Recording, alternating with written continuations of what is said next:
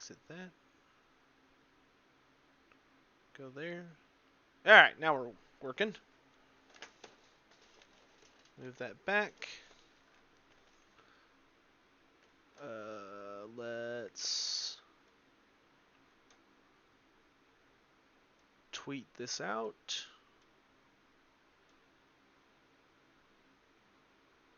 X out.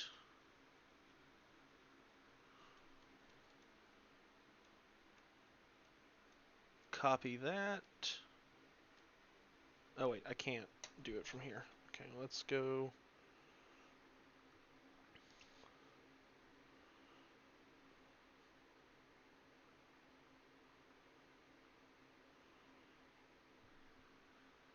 Onto my phone. Subscriptions. Go here. Pause. Share. Copy link. Go to Discord. Go here. Go to stream announcements. Paste. Space. At everyone. Enter. There we go. Alright, now we're good. Okay, one thing we need to test real quick. I'm going to play some music, and you guys are going to tell me if you can hear it. Okay? So, I'm going to go ahead and hit play. Do y'all hear anything? You should hear music playing. I'm hoping you don't. Y'all don't hear anything? Awesome. Great. That's good. That means I can listen to music and y'all can't hear it, so I don't get copyright striked. Yay! Alright,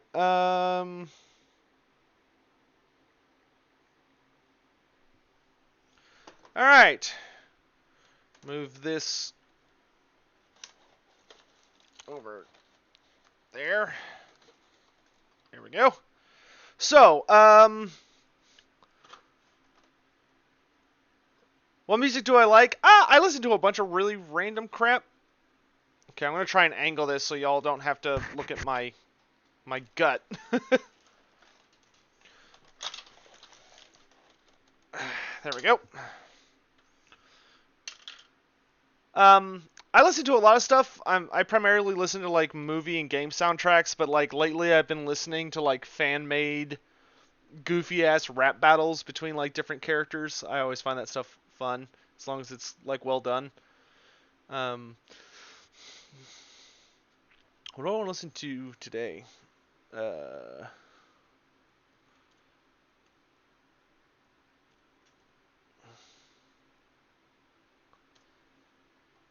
But I don't want to listen to something too intense because otherwise it makes it hard for me to focus. All right.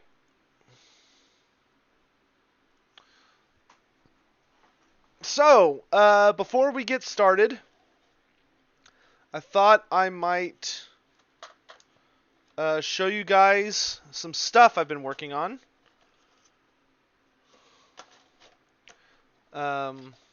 So, just so y'all can kind of keep track of how my Nighthaunt army is coming along. So, the first thing worth noting is that this is what I have done so far. So, y'all should be able to... I'll check my camera, but so far for my Nighthaunts, we have 3 units of spirit hosts. If I kind of angle it like that, you should be able to. Or I guess I could just kind of raise this. You know what? It'll just be easier to take them out.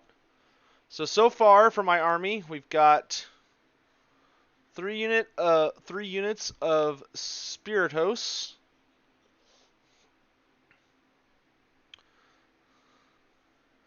Then I've got a spirit torment, which is a character. Then I've got 1,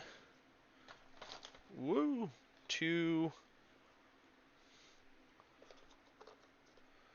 So I've got 4 Glaive Wraiths, Stalkers done, which are a unit, common unit.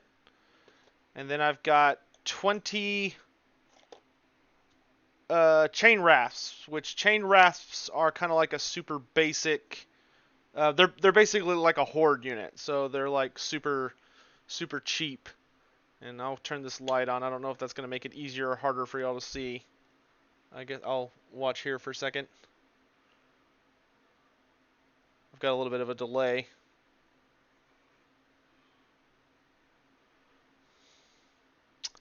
Looks like it made it harder, but I mean they're not focused super well because this camera is not the best, but I'm pretty happy with how they're turning out. My painting's gotten decent, so we've got a lot of but still got a ways to go.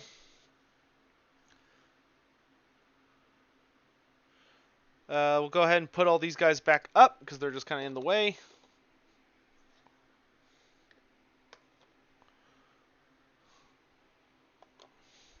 And I'll show you what we're working on.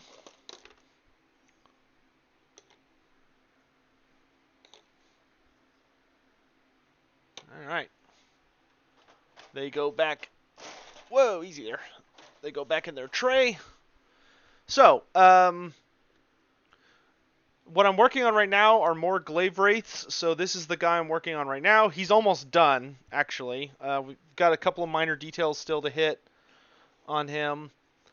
And then this is what's... And then after him, I've got 4 more guys that are part of the same unit. Let's see if I can get the camera to focus. And then in the back here...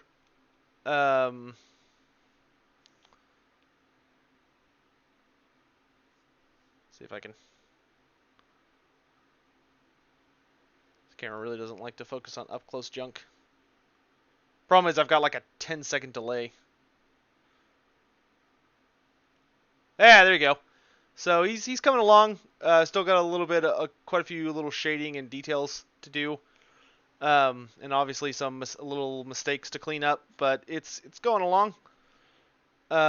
Looks like a Skaven ghost. Well, they're horse heads, not rat heads. But yeah, I thought they were Skaven the first time I saw them. Then over here, I have a bunch of models that I just put together. So like I have 3 more spirit hosts, which these guys suck to put together. But I've got 3 more of these that still need to be primered. So I'm going to put them way over here into the to be primered pile. Then I've got this guy will be coming after that. This is Keldrick, Knight of Shrouds. He's basically a fighter character.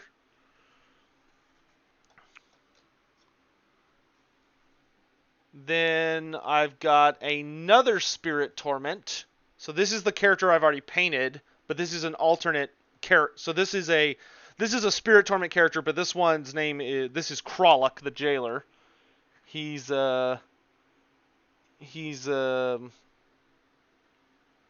slightly different. Oop, he needs to go a little lower. So got to do him.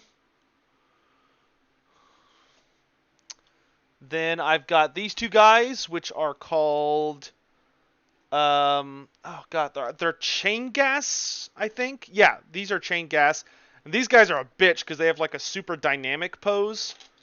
So I can kind of put them here, and you can see like this one's got his arms flailed back because he's about to like bring him down. And then this guy next to him, but these are not characters. These guys are kind of like bodyguards for the Spirit Torment. So when you run them, you take 2 of them, and then you have the Spirit Torment like here, and they're essentially his bodyguards that allow his abilities to spread a good bit. Okay, looks like the camera needs to go a little more that way. Okay, so you can see them. And then the last thing that I just put together last night and I'm really looking forward to painting because it means I get to play a different game on top of Age of Sigmar, the Thorns of the Briar Queen, which are for Shadespire Underworld. So you've got, so this is the Briar Queen. Her model is very over the top, and she has like a bunch of little minions who all have different abilities and effects. So like this guy has a noose around his neck, and he's known as the Hanged. This guy is like Varric the Jailer, I think. He's got a cage over his head. And then these other 4 dudes are just nameless minions. But they allow me to play a game called Underworlds, which the newest edition is called Beastgrave. So they're kind of like a little warband that I can... I guess I can go ahead and turn this on for these guys. I think it's far enough away from the camera that it'll help more than it hurts. So, put them together last night, but hoping to paint them later. Probably not anytime super duper soon, but so that's them.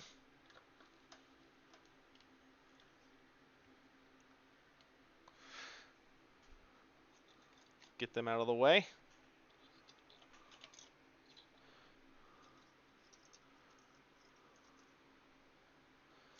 And then I put this guy together just the other day, a Mourngul.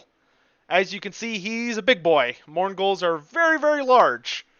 But this is a monster that Nighthaunts can run. If you play Total War Warhammer, you should be familiar with the Mourngul. It's a big... looks like if I put him right here, it focuses. But big scary lad with lots of teeth, and he's crushing a horse underneath his bulk on this model. Very, very excited to put him together. I'm getting text messages.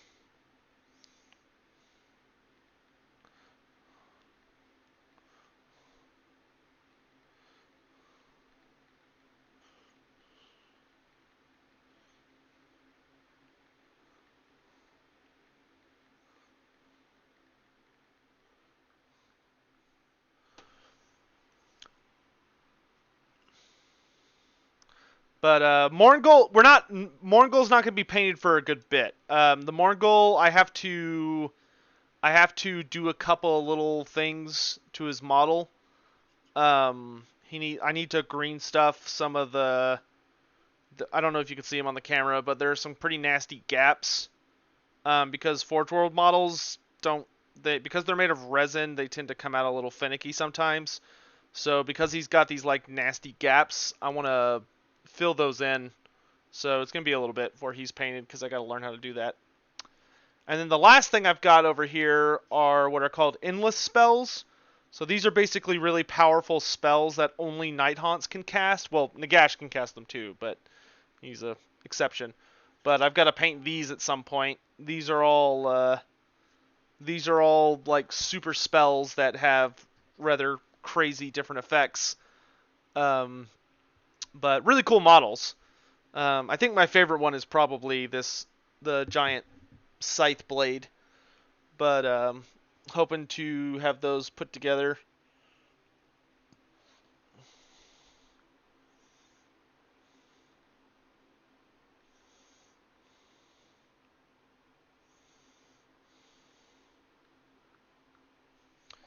So get all those out of the way. So those are a lot of the things that I'm building up to. Those are things I still need to primer. The things that I'm hoping to paint, I want to finish this Glaive Wraith, work on some of these other Glaive Wraiths, and then I've got some like characters over here. So like this is a guy I want to paint in the near future. This is a Lord Executioner. But yeah. Anyway. So let's go ahead and get started. So this is who we're working on today. This guy, I've made pretty good progress on him. We got to touch up some things, first and foremost. I was going to put together some Grimghast Reapers, but we might do that in a bit. I want to kind of paint for a few minutes at least. I want to at least finish this model. Alright, so let's get to work. So let's grab our let's start with a small layer brush. Oh, I need paper towels.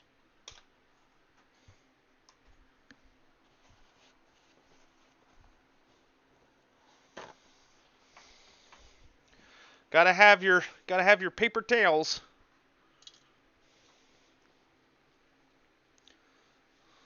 All right. And we've got two water cups over here. One for our metallics, one for our non-metallics. Don't need that right now.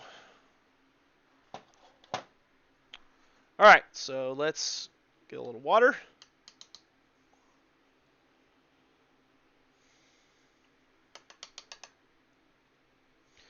And we want to start with Incubi Darkness. There we go. Shake it up. Why do Storm Fiends carry Skaven on their back? So the things on the back of Storm Fiends are basically their brains. They're like the controllers that navigate the Storm Fiends and like get them to work properly. All right, smooth that out on the palette. Make sure we've got not too much on the brush. All right, and then we're just gonna cover up some mistakes that I made. This should be not a big deal. Good.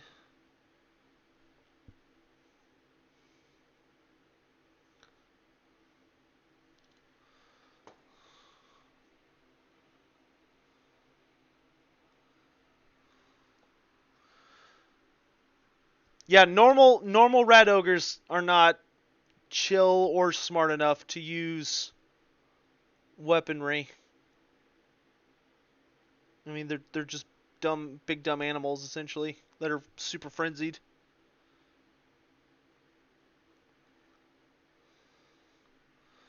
Okay.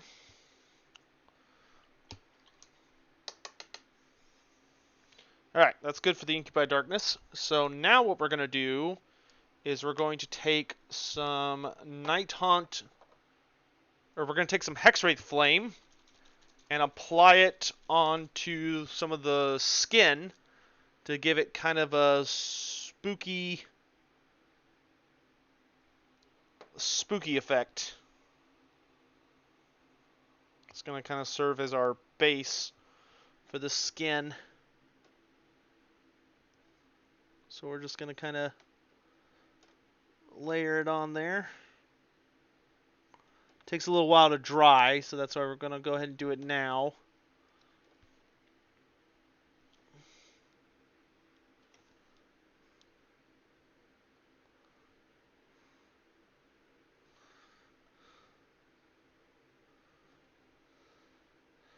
You want to be careful with this stuff. It's very easy to apply too much of it. And we definitely don't want too much. We want just enough to make him spooky. We don't want to turn him Hulk green. Alright, looks good. Now what we're going to do is work on finishing the cloak. Let's see, we got a couple of questions here. How are Slayers seen in Dwarf society? Slayers are more scorned. They're not honored. They're definitely not honored. Because you have to remember, to become a Slayer means that you had to forsake an oath, or something had to have happened so bad to get you to take the Slayer oath. So most dwarves will err on the side that you did something really, really bad. Like, dwarves will support Slayers, as in they will provide them with what they need to survive, essentially, but they don't like them. They're uncomfortable being near them. I'm going to pop out chat, that way I can read more of it.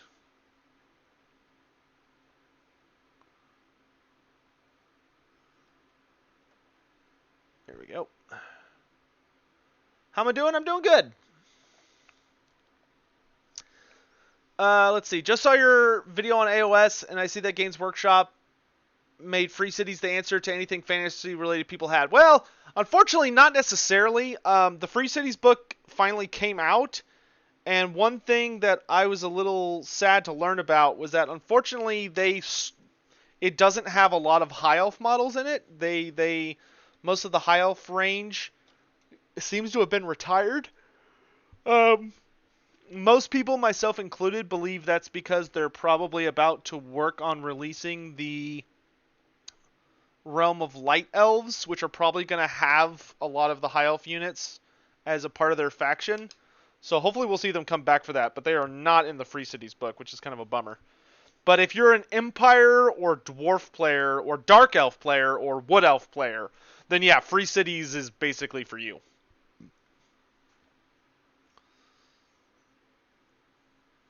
What am I painting? I'm painting Nighthaunts. These are not Ideneth Deepkin. These are Nighthaunts. Let's see. So I think the next thing, let's work on the cloak next. The cloak is kind of the biggest bitch on these guys. Um, where's the cover for this brush? Oh, there it is. Always want to make sure to cover your brushes after you're done working with them to make sure they stay nice. All right, so for this, we're going to want, let's use our small base brush for this. When going back to the Warhammer Fantasy roleplay videos, I'm working on getting one uploaded tonight. And if everything goes well, it'll be up tomorrow. So for this, we want Incubi Darkness and Calibite Green. And we're going to go ahead and mix those a good bit. Has any elector count invaded the moot, and why? No elector counts have invaded the moot. The moot is considered one of the provinces of the empire, and they have an elector. He's not an elector count. There's a notable difference. Like, he doesn't get a vote on who gets to become emperor, but he does get to like meet with the lords of the empire and like get their help with the halflings. The moot kind of acts as like one of the major bread baskets for the empire. So being on a good side with the halflings is important for trade, but nobody would dare invade them. That would not go over well. Alright, so we've mixed our colors. And what we're going to do with it is paint it into the darker parts of the cloak. And I'm going to use my thumb to kind of smear the paint upwards, which is going to cause it to kind of have more of a gradient, as opposed from just going like straight from Incubi Darkness to these brighter colors. It's going to give it a more natural flow, I guess you could call it. Get some more of that on there. Just add a touch of water. Ah, it's much better.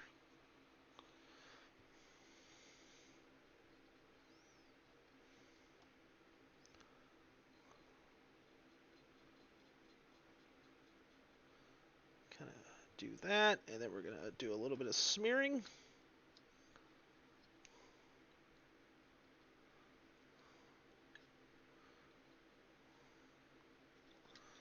That looks good. Let's throw it on this side.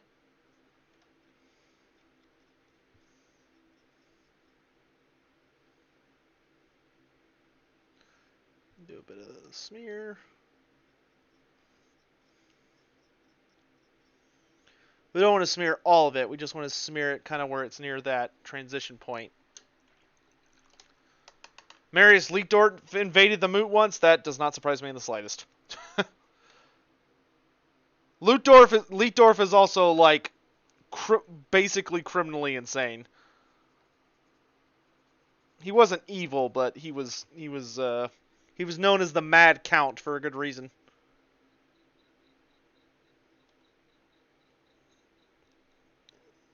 Most of the other counts hated him.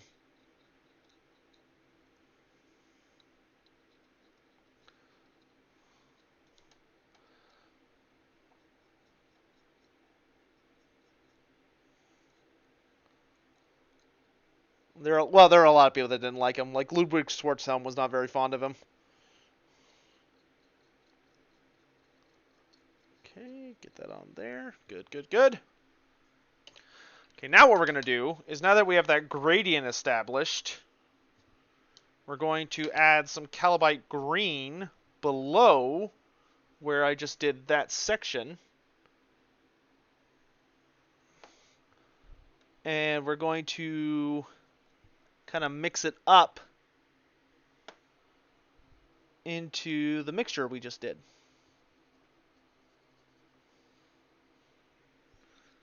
So we'll put it like here, and then kind of have it smooth out a bit. Put some more, smooth it up towards where we just did that mix.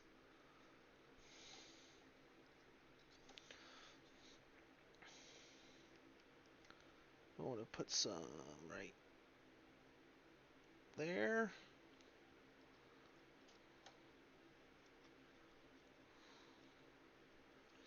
That looks good. And these guys are basic infantry, essentially, so I'm not going to go too crazy, because I don't want to, like, kill myself. So, like, I want to get it to where it looks decent, but I'm not going to bust my balls over it, because that's a problem that I used to have. That's why I used to hate painting when I was younger, is I didn't have very good self-control when it came to, like, not freaking out over, like, oh, I made a mistake, and I hate myself, and yada, yada, yada. Like, I used to do that a lot. And it was really hard for me to learn to stop. Quit stressing about it and just enjoy what you can do. Doesn't have to be perfect. It just has to look okay.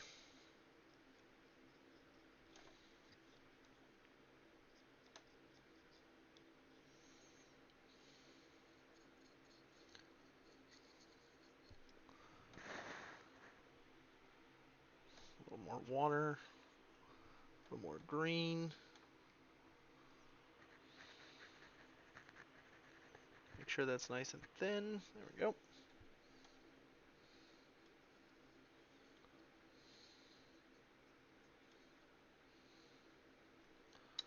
Smooth that out a bit.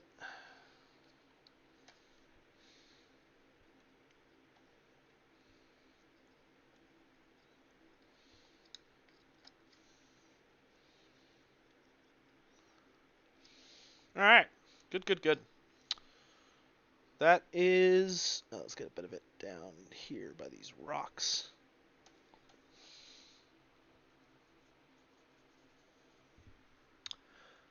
Do Skaven warlords recruit clan rats into their army? Or how do Skaven warlords recruit clan rats? So the thing about Skaven is that most Skaven are not very loyal. It's true. Well, they're kind of loyal to their clan, but Skaven are very heavily motivated by fear, hunger, and a desire to find a way to climb the ranks. But the only way to climb the ranks is you got to be in the fighting. And if you don't fight for your warlord, then you're just going to get fed to the army. Skaven have no qualms about eating each other. And a warlord would be all too happy to feed any defectors to the remaining Skaven. And it would your defiance would be very short-lived and macabre. It's just not really a realistic option. You know, that's like there are plenty of people in our world that probably don't want to fight for causes they don't believe in. But if you don't, then you'll get punished. You know, you'll get put in prison or whatever. Or killed.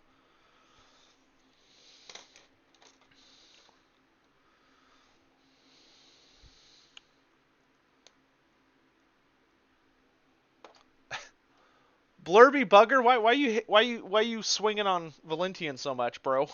you're hurting my feelings. Thinking about my boy. All right, now what we're gonna do is take Calibite green, and we're gonna mix it in with just the tiniest bit of Ulthuan gray to give us another mixture. to try and get like a balanced gradient across our model. Oops. We need to shake up our Ulthuan Gray.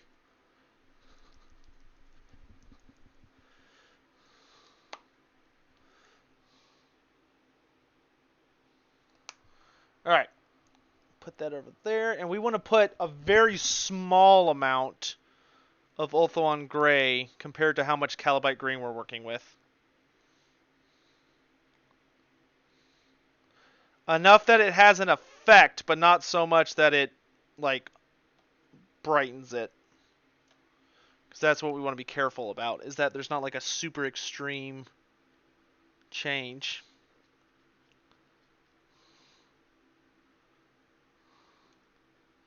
And this one we're going to smear really hardcore.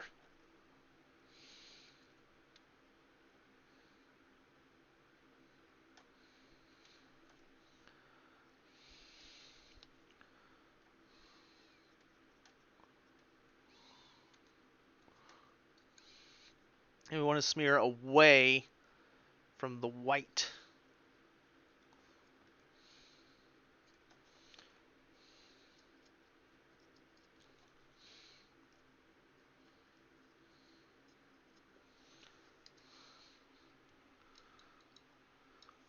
Will I be doing a video soon about speculations? Yeah, I guess.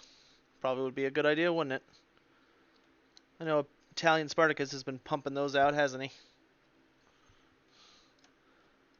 Wish I had Italian's work ethic. He's able to get out videos very, very quickly. Let's get a touch of water.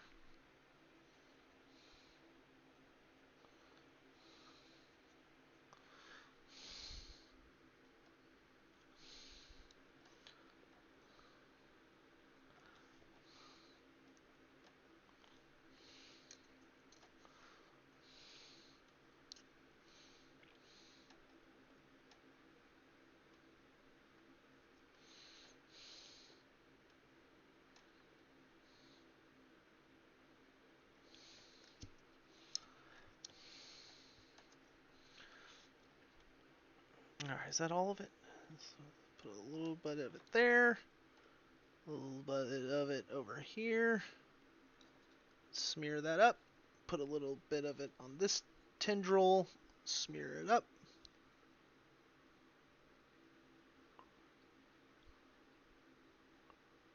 Okay.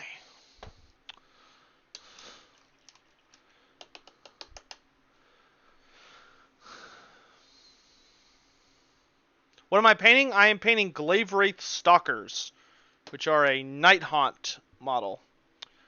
Alright, now what we're going to do is paint pure Ulthuan Gray onto, with just a touch of green, onto some of the very tips .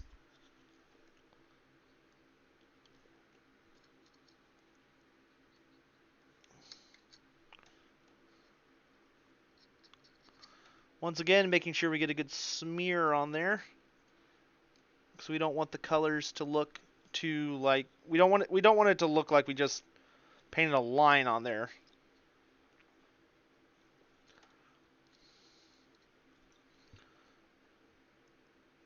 Because that would look kind of grody.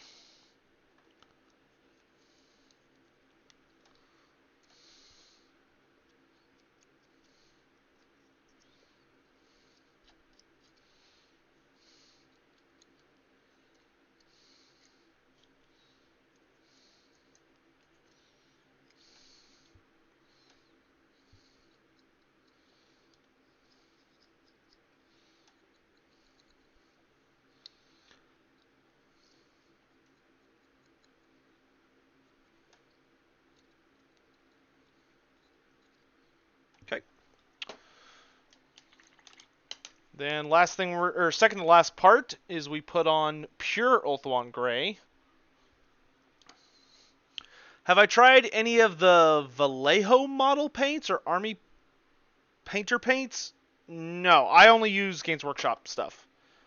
Which, it's not because I'm a shill. The reason I only use Games Workshop stuff is A, because I know they're designed to go together, so I don't have to worry about like doing any weird experimenting. and B, because I want to support my store. I really like having the Citadel near my home.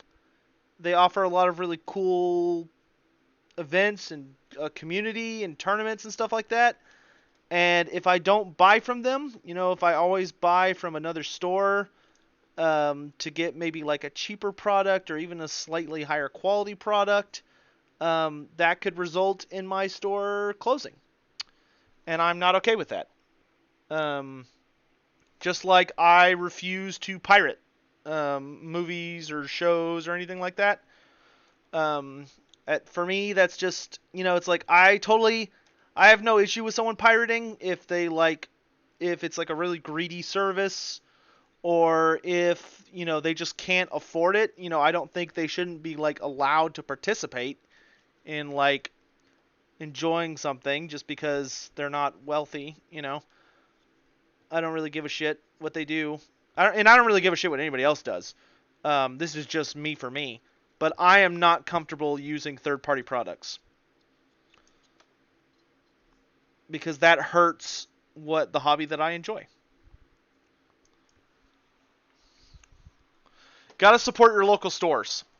You do you, but if you really like a local store or hobby or something, but you always order online to get like a cheaper product, or you even just get a completely third-party product, then you can't be upset if what you like gets shut down. And my headphones fell off. Are greenskins? Yeah, orcs are fungus. Orcs have been fungus for a long time. In Warhammer Fantasy, the way orcs got to the Warhammer Fantasy planet was that the spores that develop into orcs were like unintended passengers on the old ones' ships, and the old ones like unintentionally brought them to the Warhammer Fantasy planet. I want to darken up just a little part. So, like, the orcs only got to the Warhammer Fantasy planet in the first place because they're mushrooms. They're fungi.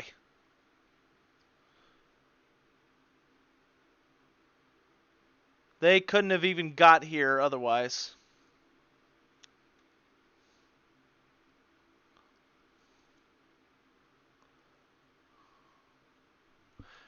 And don't let anybody tell you otherwise.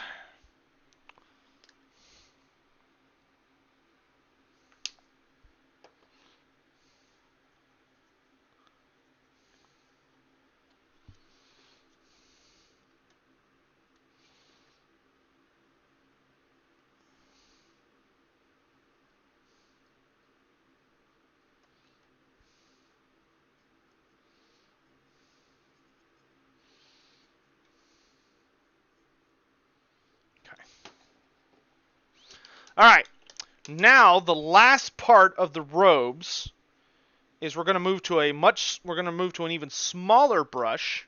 We're going to move to our Artificer medium brush.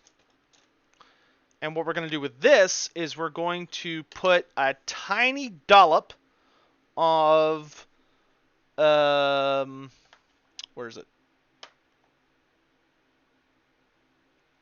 Pallid witch flesh on the tips of each of the tendrils coming from our ghost, just to give it a little bit of a lively, just to make sure it's not just kind of fading into like an off-white.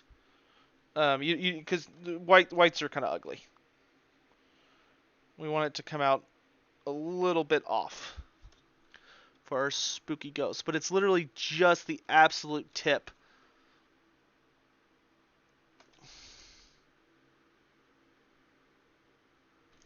No more than that.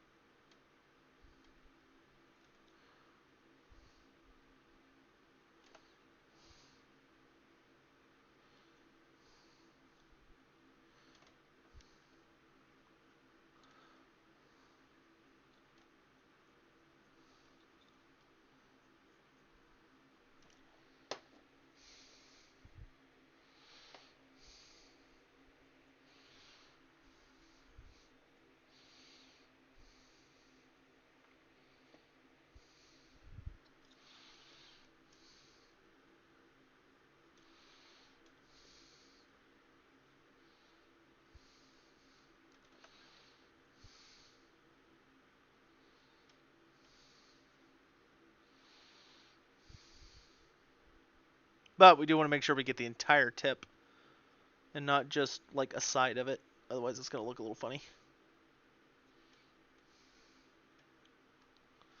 Alright. Looking good. Okay. Do I think Age of Sigmar... How did the other fantasy races discover that orcs were mushrooms? They didn't.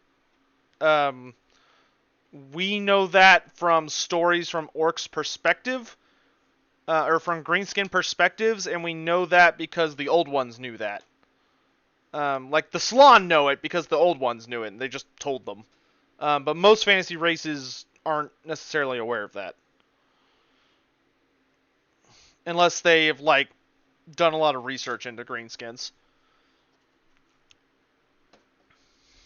Alright, now I need my small base brush, because what we're going to do is we're going to apply a tiny amount of Nighthaunt Gloom onto the flesh of this ghosty boy. How long could it take to paint a large army? That has nothing to do with me and everything to do with you. It depends upon your skill level. How fast do you paint? You know, do you make a lot of mistakes? Are you super detailed? Do you just kind of slap it on there and call it a day? You know, that depends entirely on you. For me, it's probably going to take me a few months. But I also only tend to paint like one model a day. You know, it's rare that I do more than that, because I tend to like take a break at that point. Alright, so we're painting just Nighthaunt Gloom in the spaces between his fingers, so it settles into those recesses. And there's also a couple little random places we can throw it on the model to bring out some of the grooves across our dear spooky boy here. So we can like put it on there and then use our finger to kind of clean it up just a little bit. Are there any undead that don't serve Nagash in Age of Sigmar? Some of the Flesh Eater courts don't. The Flesh Eater courts are more like they're almost more like mercenaries at this point. Not because like they exchange something, they just don't serve Nagash directly.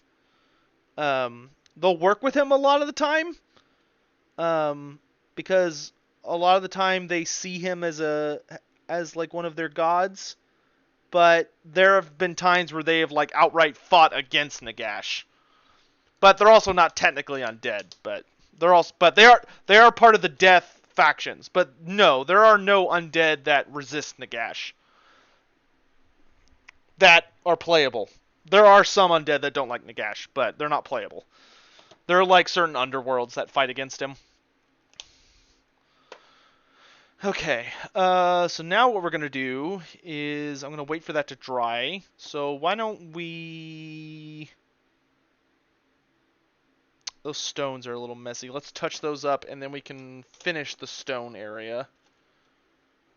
A small base brush will be fine for this. We need our Mechanicus Standard Gray. Where is it? Storm Vermin for Lead Belcher.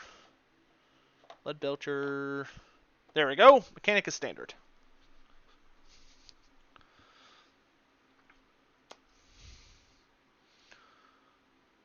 What character is a better match for me to What character is a better match for me to slaughter enemies in Vermintide 2? What do you mean?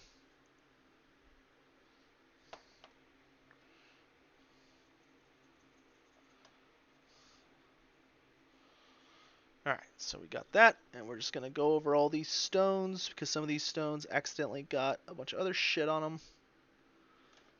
We don't want that. We don't want green stone. We want stone.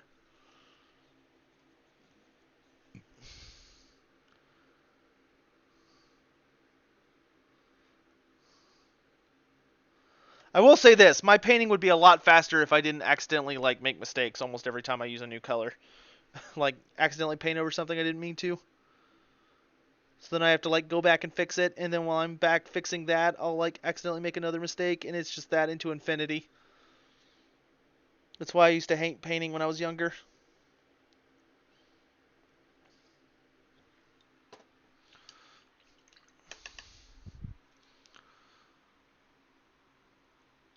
Oh no, we got a donation, but I missed it. What was it? Uh... Uh...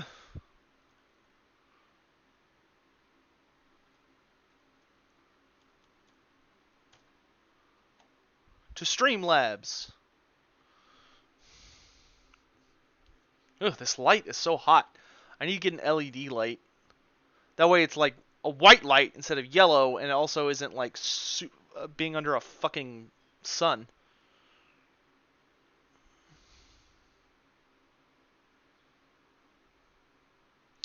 $4 from Goodman4 that says, Sotek, can you give me a tip for America Warhammer fan?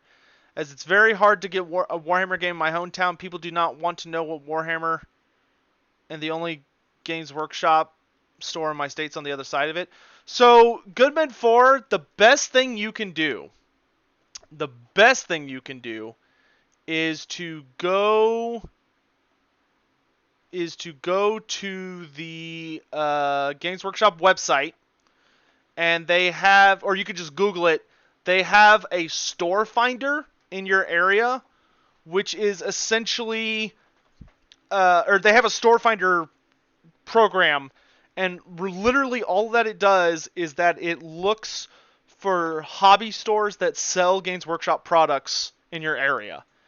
And I would use that to find out who is selling Games Workshop stuff, and then just go to that store and just hang out, and you'll meet people. That's literally what I've been doing.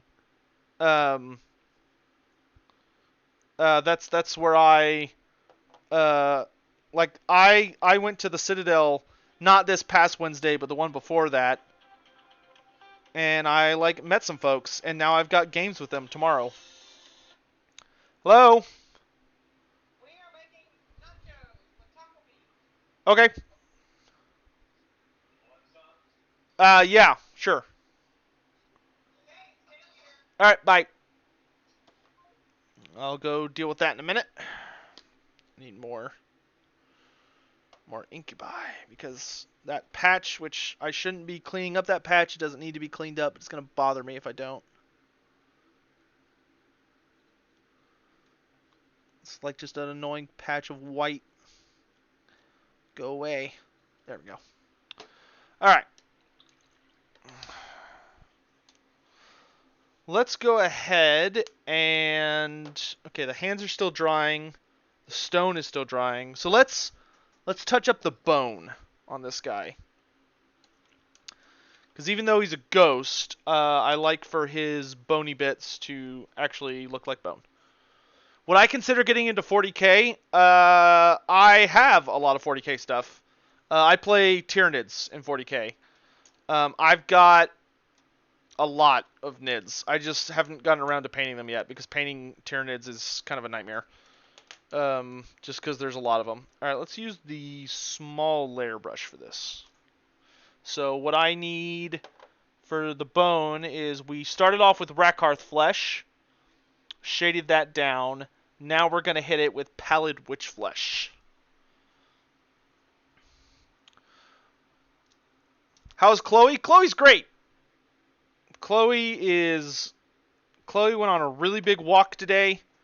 She got in like a good 2-3 mile walk. So she is pooped out and is sleeping somewhere else in the house. Make sure we thin our paints. Gotta thin your paints.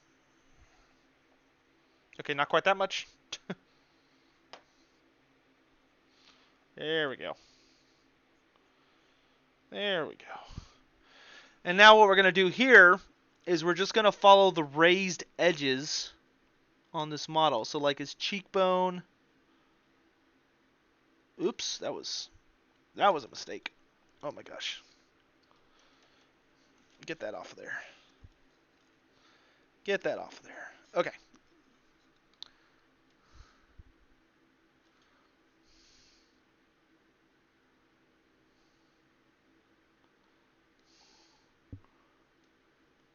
And we're going to get his teeth.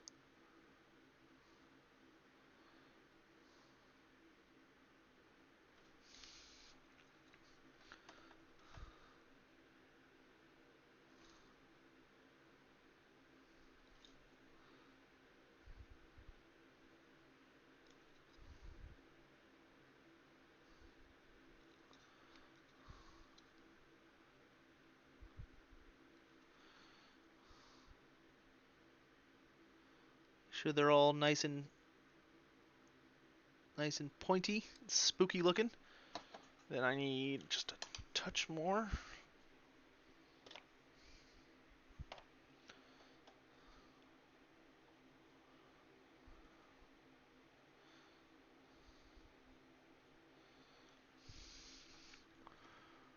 Make sure we get all of the edges. So go along there. There we go. I'm going to get the bones along his snout, his nose. Get his eye socket. Perfect. Get his lower jaw.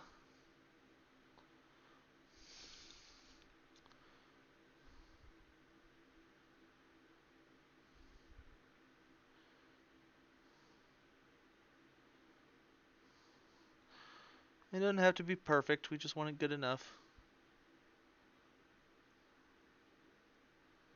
Because if I try and make perfection, I'm going to shoot myself.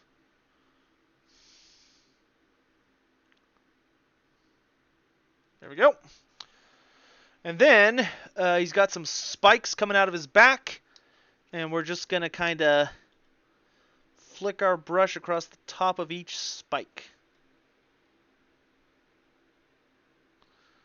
That way kind of the ridge of it is a little highlighted.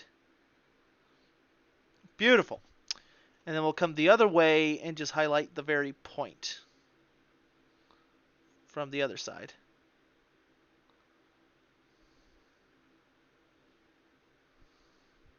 Beautiful.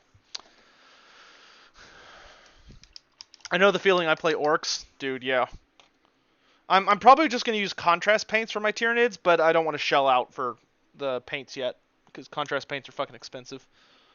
Alright, while that's drying, let's go ahead and finish his glaive. So for his glaive, we're going to dry... I've already hit it up with some typhus corrosion to make it all rusty looking, but we're going to finish the effect with some Ryza rust. So we're going to grab our medium dry brush. Get it just a little bit wet. Then we're going to get just a smidge on there. Yeah, that's good. Get it on the palette so that it's not all in one spot on the brush. Good.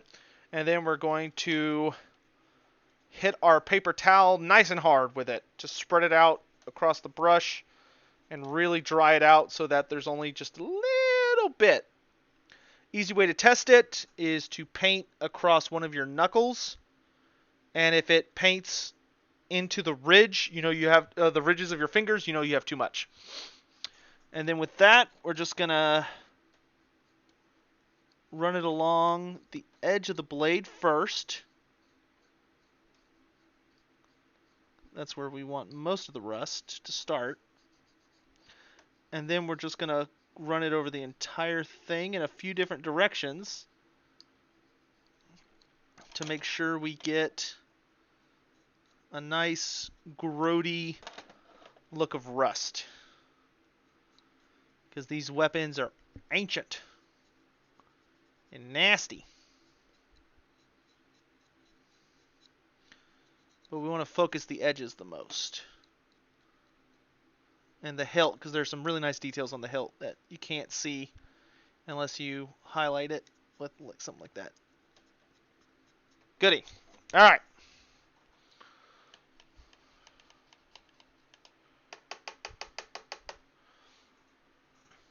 Yeah, so for the highlight, yeah, Ironbreaker is solid for that.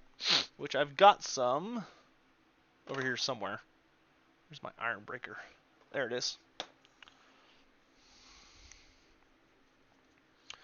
Yeah, we'll definitely be doing that. So we're done with the Ryza Rust. So now let's do some edge highlights on the haft of his weapon, which we started with Mechanica Standard, and then we hit it with Known Oil to give it kind of a bark color. So now we're going to do our first highlight with Skaven Blight Dinge, which is kind of a brownish gray. And then we have a further highlight we'll do after that with Storm Vermin Fur. How'd my AOS tourney go? It went really, really well. Turns out it wasn't a tournament. It was an event. So it was like a massive free-for-all. So it was like a bunch of players on 3 tables. And we played an interconnected game, but it was a ton of fun. I had a blast. I do have some games tomorrow that are actually one-on-one games. So I'm hoping I'll be able to record one and be able to put it up on the channel. No promises, but we'll see what happens. Alright, so we got our Skaven Blight Dinge, and we're just going to go along the model and make it so that we're putting it on the very tips of, or the sharp edges that we have.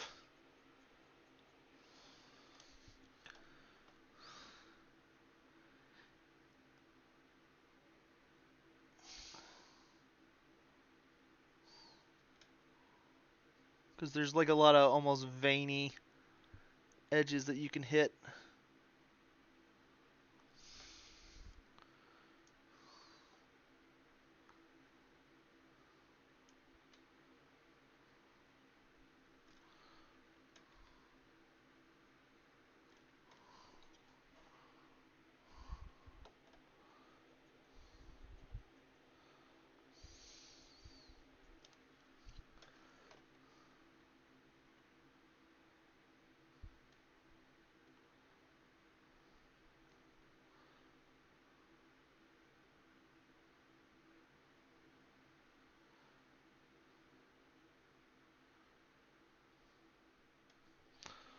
Looking good. Just get a smidge more on there.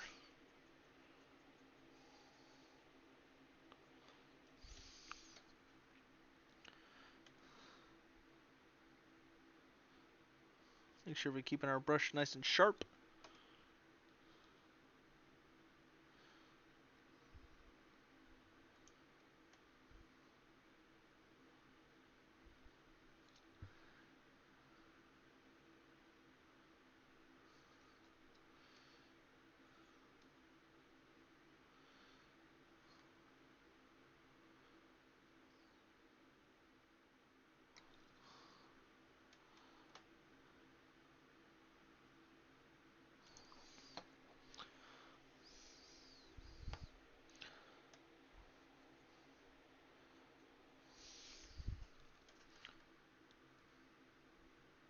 Nice.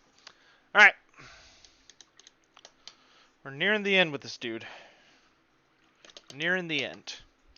So now what we're going to do with this same brush is we're going to take Ulthuan Gray and apply it onto his skin.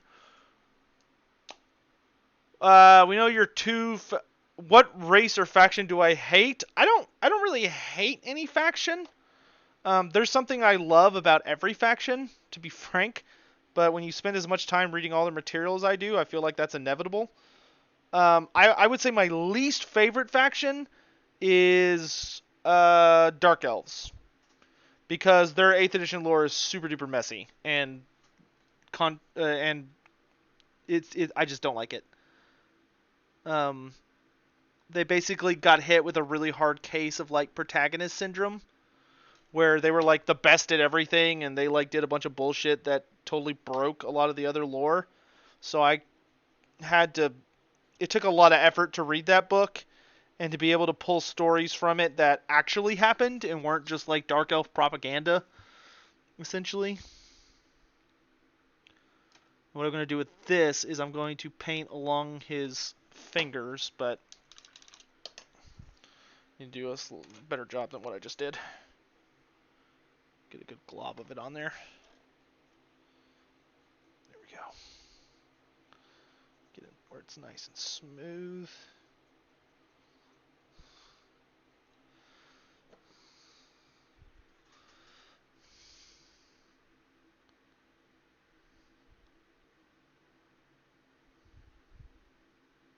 Because this part is super fucking easy to fuck up.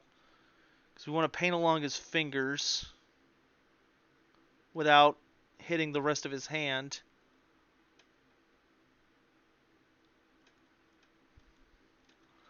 That way we don't disturb any of the... That way he still looks ghostly without looking like I just painted him white. And we also want to get his knuckles.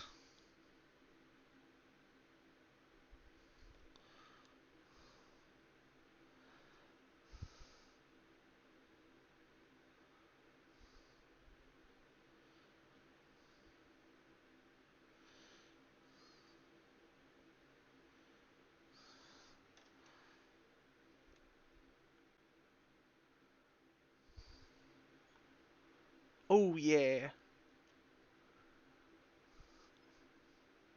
Oh, okay. Yeah, I'm cool with that. Perfect. Beautiful.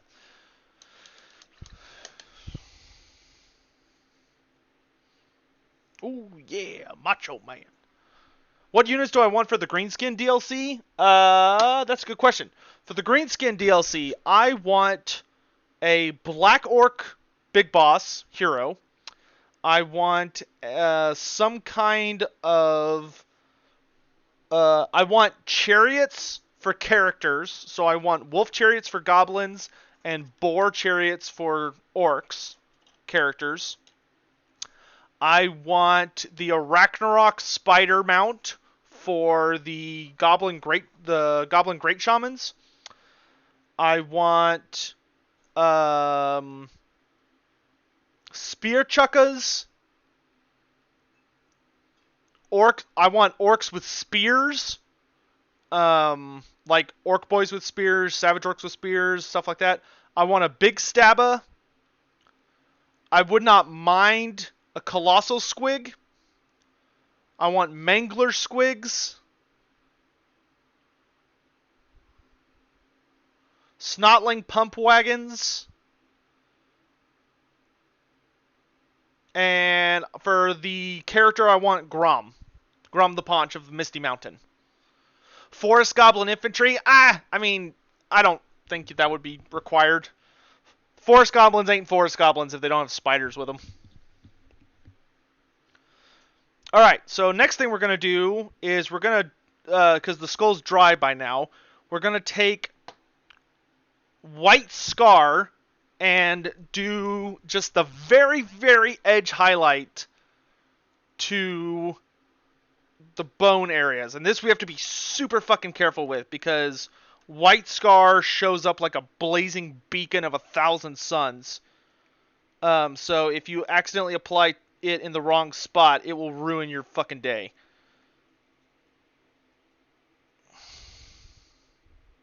Especially on a model that's this dark. So all we're going to do with it is put a little tiny, tiny bit on the tip of each of these back spikes to kind of like draw attention to the tips. Check the reverse side just to make sure it's evenly applied. Then on the actual face, we're going to highlight the edges of the teeth.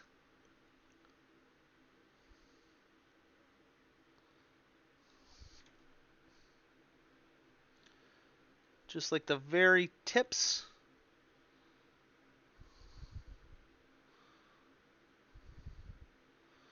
Once again, being super gentle.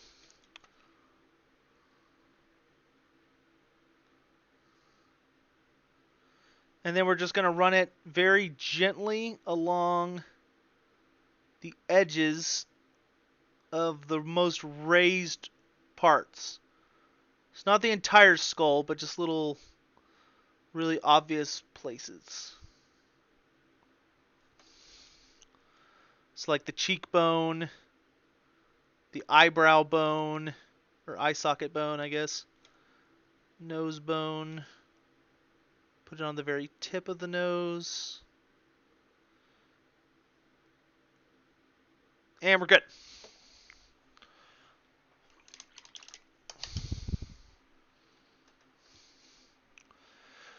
Lore Master Sotek, do you ever want to give Iden at Deepkin another listen to in the lore video that 2+ did on them? I mean, I know a lot about the Iden at Deepkin. I have read their army book, and I've read a number of short stories about them, so I feel like I have a pretty good idea about them. Alright, so the next set of highlights we're going to do is for the stone. We based it with Skaven Blight Denge. So now we're going to hit it up with...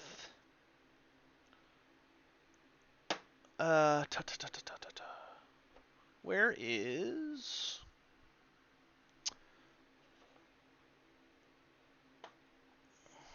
Okay, where's my Mechanicus standard?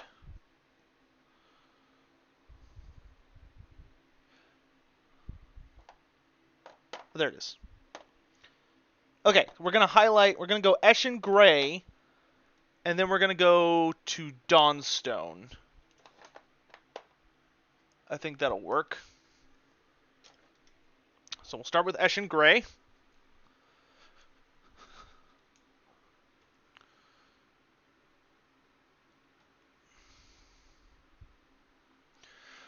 Have I played City of the Damned, the video game? I have played it. I think I have a playlist on it on the channel.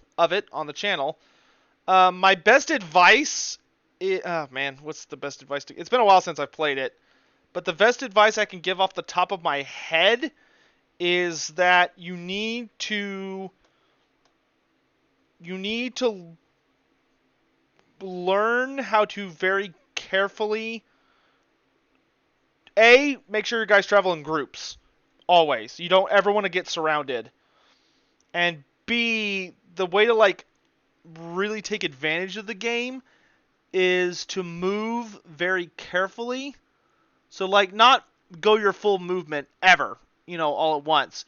You essentially want to scout really carefully and use the full, like, 360 camera motion you have access to kind of look around you to try and identify where the dangerous areas are.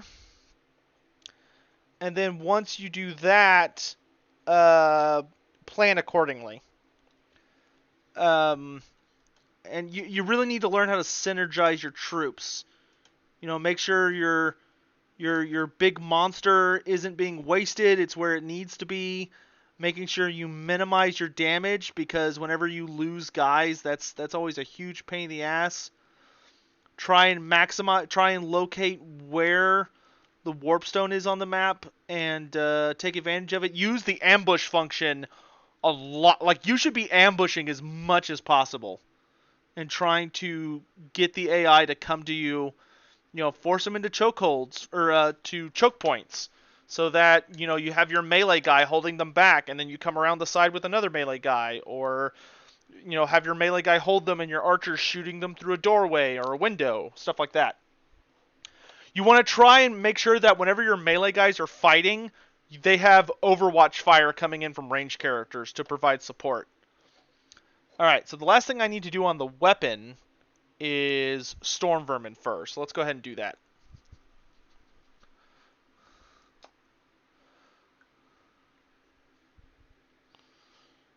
Which brush is this? Small layer? Yeah, this will work. Get a good glob on there. Spread it out. Get a little bit of water. Boop.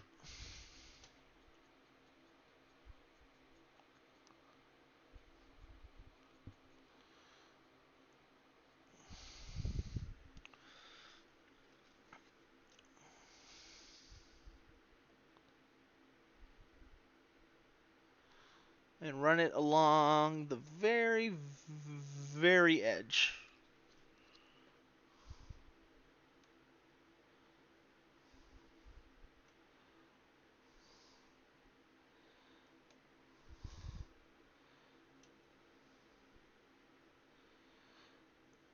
Storm Vermin Fur is the most important color on these halberds, because it's what gives the appearance that it's wood.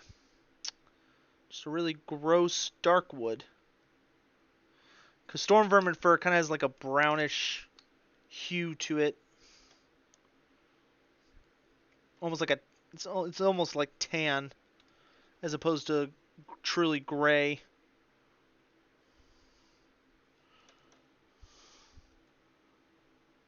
But we only want to paint the veins on the bottom of the halberd.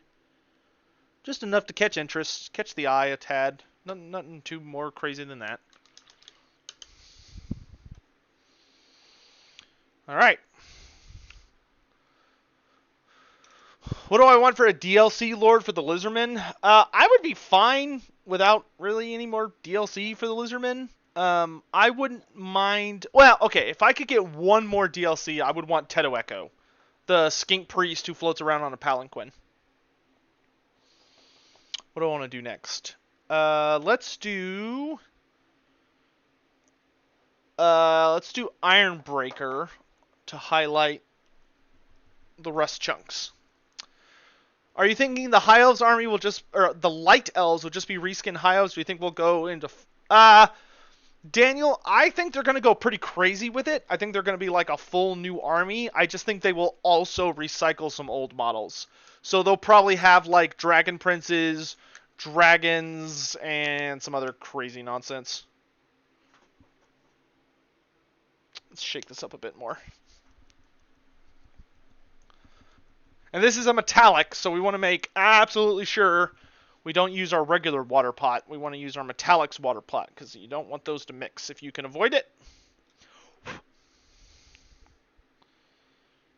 Ooh, this stuff is like super watery.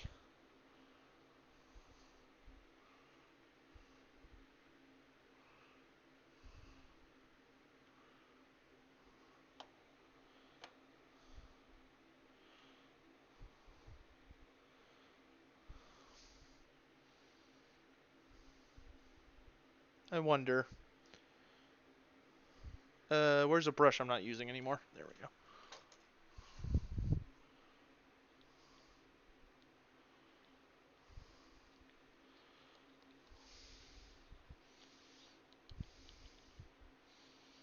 That's what I thought. A lot of the pigments at the bottom. Hold on a second. Give it a...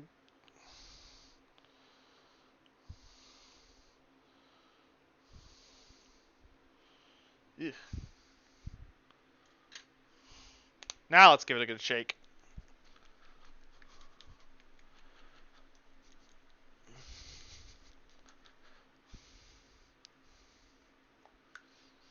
Good luck, Hugh. Have a great day, man. Ah, that looks much better. Yeah. Yeah, now we've got actual Ironbreaker. Okay. Good. Had to kind of... Been a while since I used it. Got to mix it up. Alright, and what we're going to do with it is put it on a little bit of some tip areas. And then we're going to kind of scratch some marks into this blade.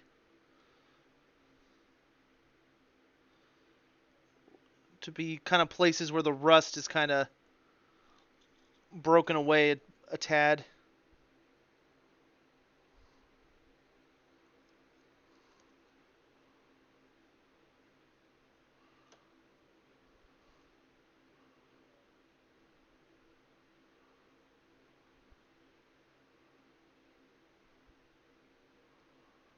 Just really light strokes.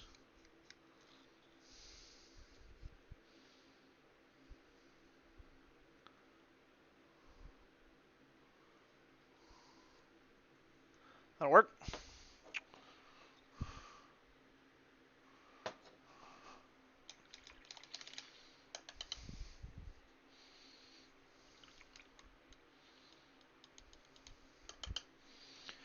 All right.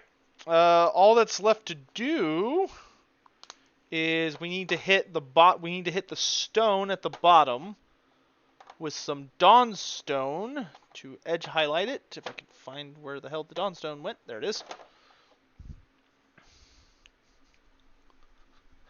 Do you know if square bases fit on that handle? I have no idea. I think square bases would fit on it, but I wouldn't quote me on that. Model's looking great so far. Thanks.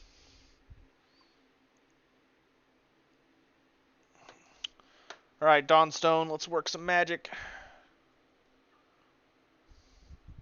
That's a little dry. Let's grab a little bit of paint, or water rather. Boop.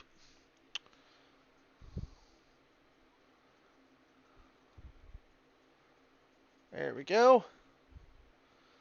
Nice and thin. And we're just going to run along the edges of the stone.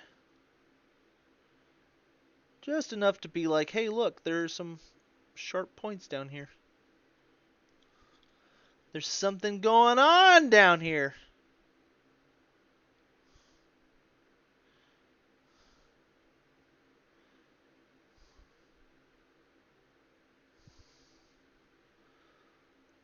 There we go. All right, and that leaves two last steps. First step is we're going to take Pallid Witch Flesh and edge highlight his hands. And to do that, we're going to use the smallest brush I have, which is my Artificer extra small brush. What do I want for units in a Dwarf and Skaven DLC? If I got my ultimate dream of a Dwarf Skaven DLC, for the Dwarves, I would want Thoric Ironbrow with a Slayer hero, a generic one. I know you can have Gotrek in multiplayer as a hero, but you can't in single player. So they need a Slayer hero, like a Dragon Slayer. Then I would want, for units, I would want the Goblin Hewer, which is an axe-throwing... It's basically a rapid-fire axe-throwing war machine. I would want the Thunder Barges, which are like giant airships that have like organ guns on them that pew-pew hardcore. And with this, all we're going to do is highlight the knuckles. We're not even going to bother with the fingers. Just the knuckles.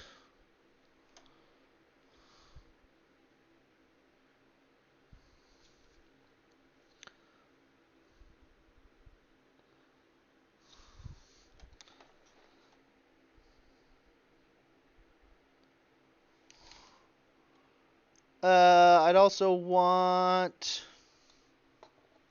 So, the Thunder Barge, the Goblin Hewer, and Rune Golems. Runic Golems. So, like, monstrous infantry golems powered by rune magic.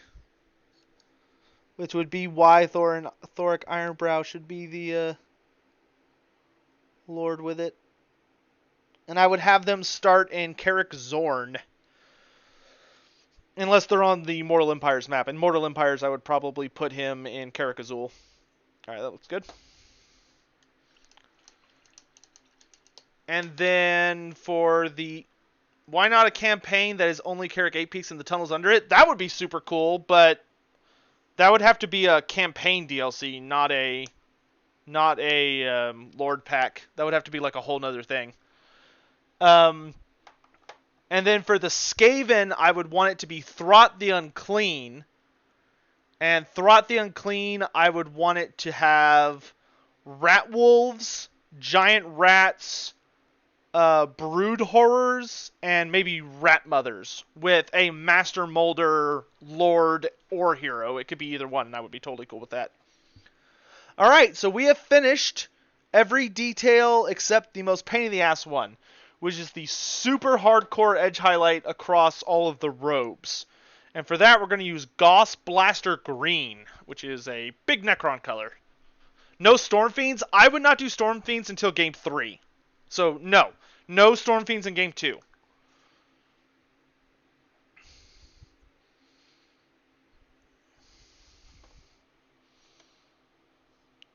I would not open up the End Times bubble just yet.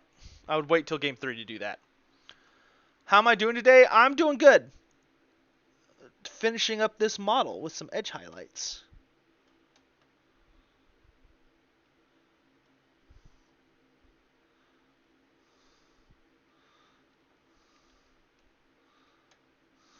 looks good.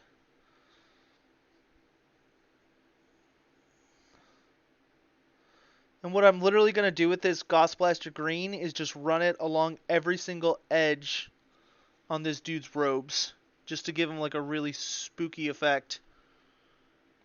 Because it kind of makes him look like he's not really there. It kind of makes him look... It makes it look like he's glowing, you know? Despite all of his dark robes. I'm going to need a lot more Gauss Blaster. There we go. But that's too much for the amount of... Boop.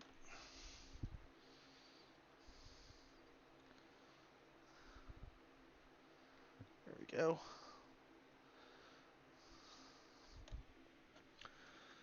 Alright, this part, I'm not going to be able to respond for a little bit, because this part requires, like, absurd levels of concentration, and if I make a mistake, I'm going to hate myself. So you have to forgive me if I'm not super responsive for a minute. You know, talk among yourselves, class.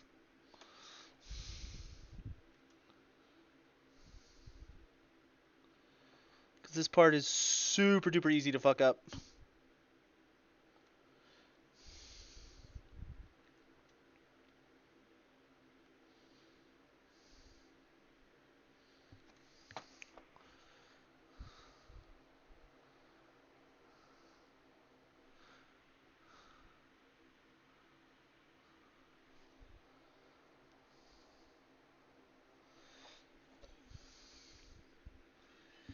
Because if you have too much water on it, it'll run.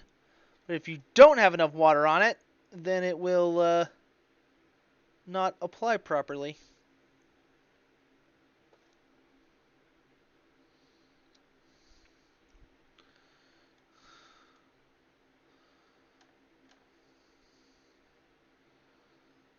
Or it'll come on like too thin and then it looks kind of anemic, which you don't want.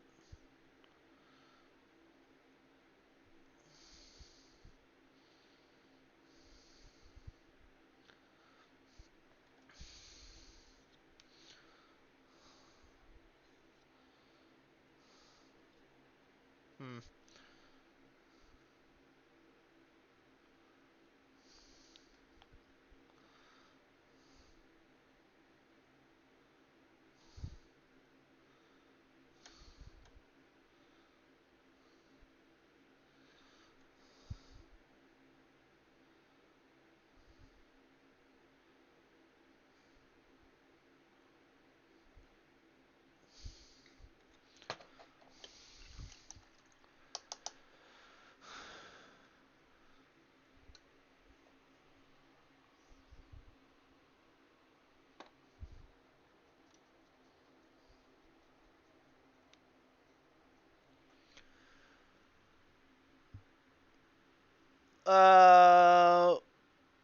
What do I want for ogres? All the things. Ogres are going to be really interesting. My primary concern with ogres at the start isn't necessarily like units. I just really hope CA has thought carefully about how they want to handle the ogres gameplay wise, like for like actual battles, because they're like a predominantly large faction. So, like, how are you going to balance that out with the fact that large units in Total War Warhammer are traditionally kind of vulnerable to, like, shooting and the massive amounts of anti-large in the game? Because having, like, super high health or even armor doesn't really help. I mean, the Dread Saurian has a ton of health and a ton of armor, and the Dread Saurian gets absolutely obliterated, as do like mammoths and stuff like that, unless your opponent like doesn't bring acceptable counters. But even like look at Nakai. Nakai's not considered that great by the multiplayer community because he just gets gimped. He just gets like mowed down. And I worry that like CA's gonna have to find a way to fix that with ogres. Like either they're gonna need to have like an innate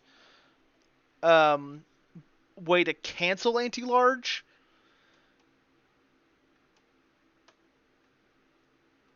I don't know. It's gonna be interesting to see what they do.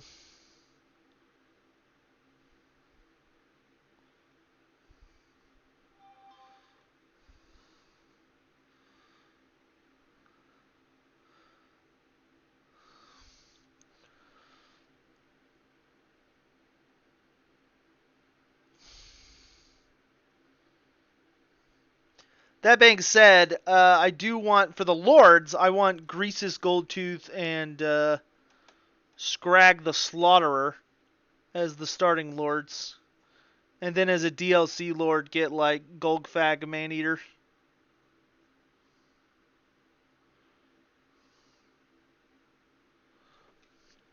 Golgfag would literally be like the best lord to do for a lord pack. Dude was practically designed for it, being a big dumb mercenary.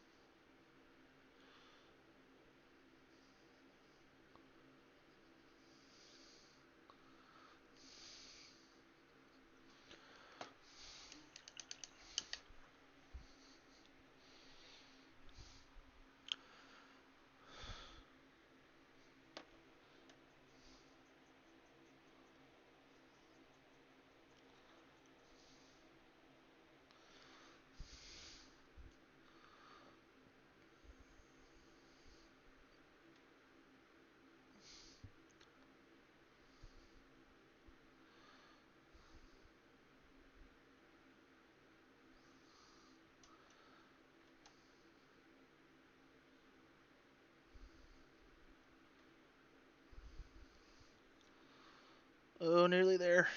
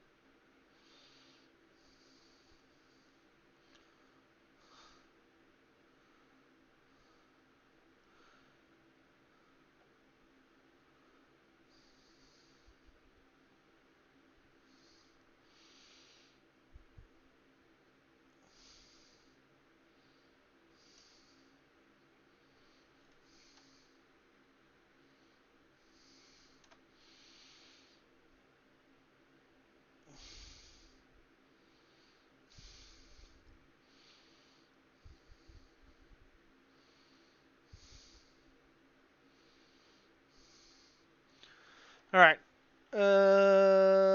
Just need to do a slight touch up on this part of his cloak. I got some Gauss Blaster green in the area I didn't really want it.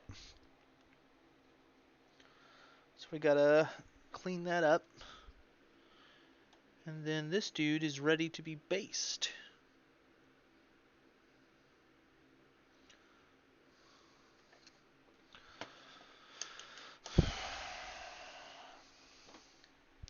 Thankfully, the part that I goofed up on only has one color to it, so it's a fairly easy fix. The real bitch is when you make a mistake on a part that like you had to use a shade on. So you have to like paint the base color and then paint the you have to like paint the base color on there. Then you got to wait for that to dry. And then you got to paint the shade on there.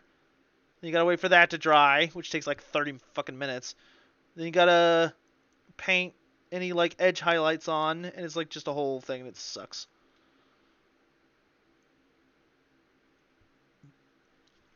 All right, that is a spicy meatball right there. Okay. Maybe a little doodad there, a little doodad there. Oh, missed that little smudge. Do that there.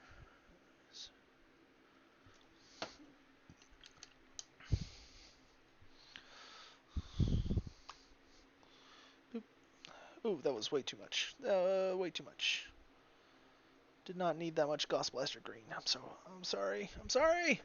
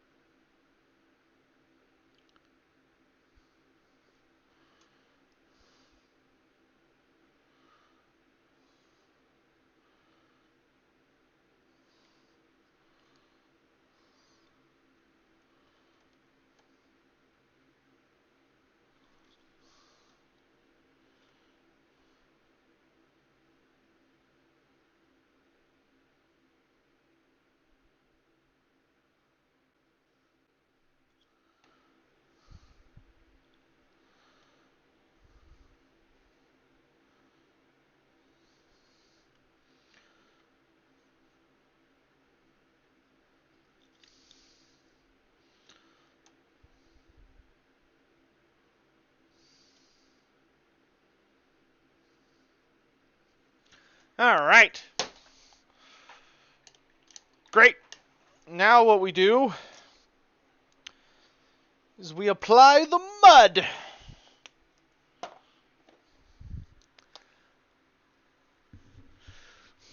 Ogres and Chaos Dwarves need CA original units and lords.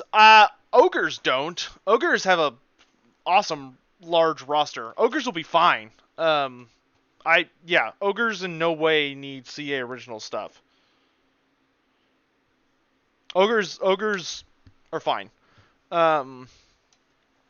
It'll be an effort for them to get all of the ogres in without DLC. Like, ogres are gonna need at least one DLC to get the full roster in. Chaos Dwarves will probably need some CA original stuff. Yeah, they weren't ever really fleshed out as a full army. They just kind of had some. The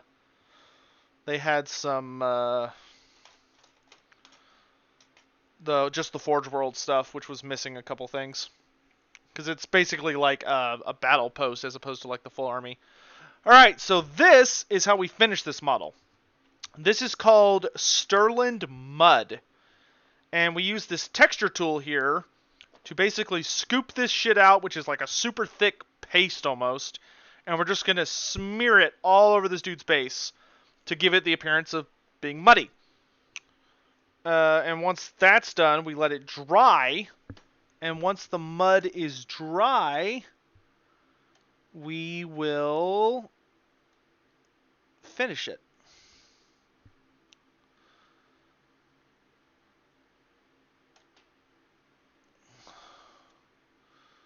But we have to be careful because we want to make sure we don't accidentally get mud on any of the beautiful details that we just spent the last hour or whatever it's been working on.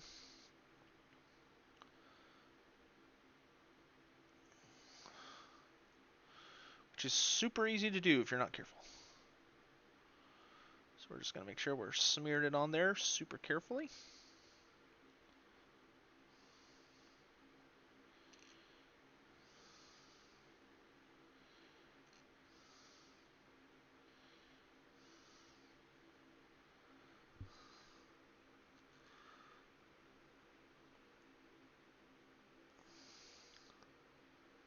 Not a big deal if we get mud on the rocks because, you know, they're rocks, so mud doesn't look super out of place on them.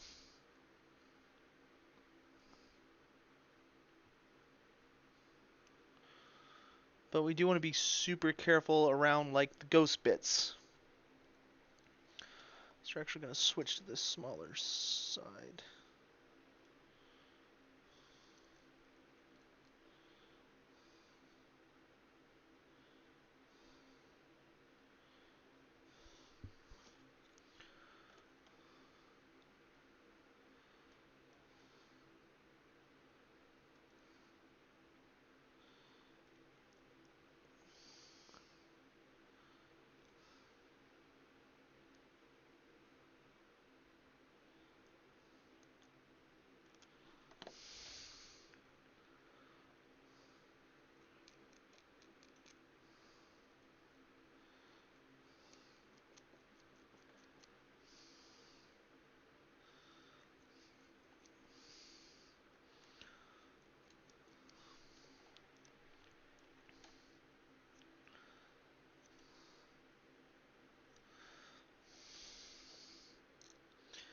And once I'm done with this, I promise I'll focus on you, chat. Thank you for your assumed patience. Watch, I'm gonna look up and there's gonna be someone who's like ranting about how I'm like just the worst streamer ever.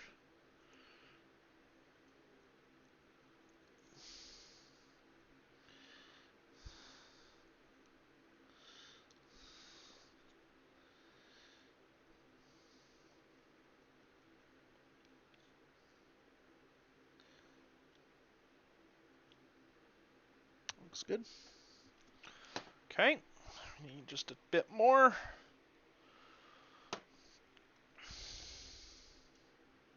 Nope, that one's.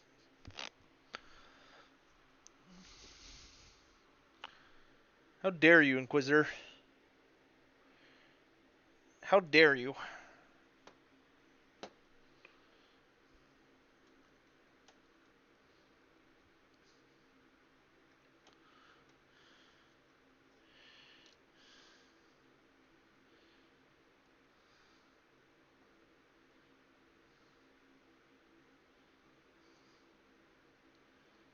I think I might have put too much on. It's okay.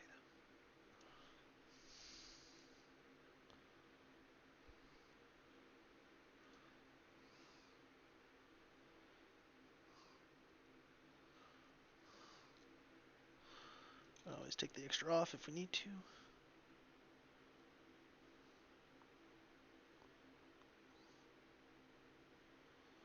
Alright, so let's scoop all this extra shit off.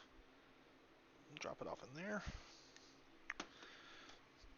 Close that up. And then we're just going to give it a good...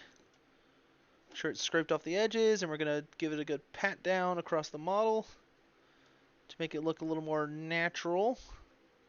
So it doesn't have, like, grooves where you can tell I was trying to direct it. Give it a nice pat down, like we're the TSA.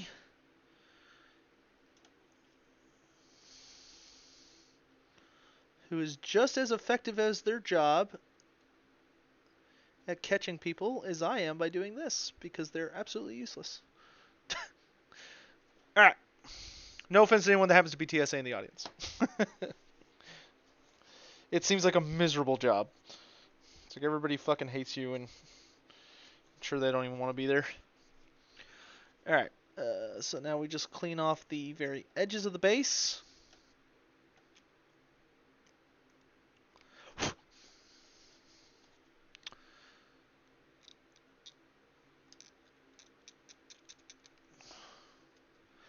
And boom!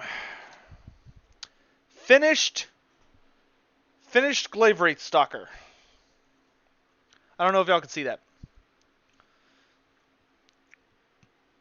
That just reminded me I was supposed to do something regarding airports, but oh well.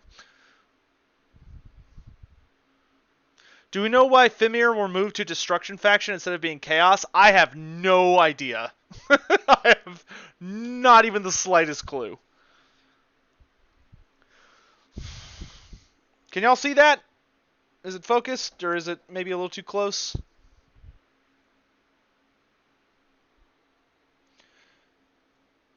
So we got a finished Glaive Wraith Stalker. All I've got left to do is we will wait for this mud to dry, which is going to take about 5 or 6 minutes. Once that's dry, I'll apply a dry brush on it, shade to make it almost look like snow, and then I will shade it to make it look like snow with a little bit of like moss to it. And then once that's done, we will stick on some grass, and then he's done.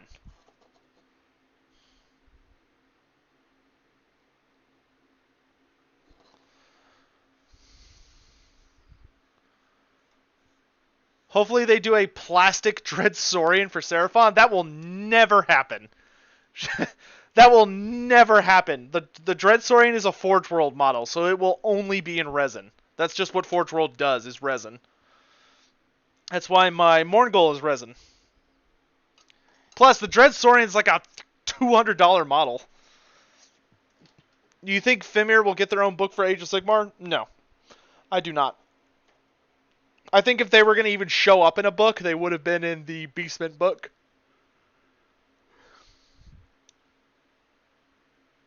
Baneblade was resin, but now it's plastic. I don't think the Dreadsorian is as popular as the Baneblade, though. I mean, Baneblade, that makes sense. That's a really, really popular model, but I don't see that happening for the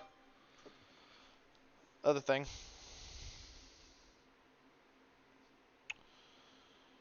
Don't care, don't care, don't care, don't care, don't care. Okay. Yeah, Andrew, I did too. Everybody thought they were Skaven ghosts, which kind of would have made sense, but then it turned out, no, they're horse heads from hunters who Nagash is like punished to eternity. Do I think there's a chance of Luther Harkin and the Vampirates in AOS? No. I don't think Age of Sigmar wants to associate itself with Total War at all, if they can avoid it, which they can. I don't think they want to do that, because that would just be like moving forward or moving closer towards reminding people of fantasy, and they are not interested in that. Games Workshop does like almost everything it can to not talk about fantasy. Unfortunately, fantasy's kind of turned into the redheaded stepchild for Games Workshop, despite the fact it was like the original.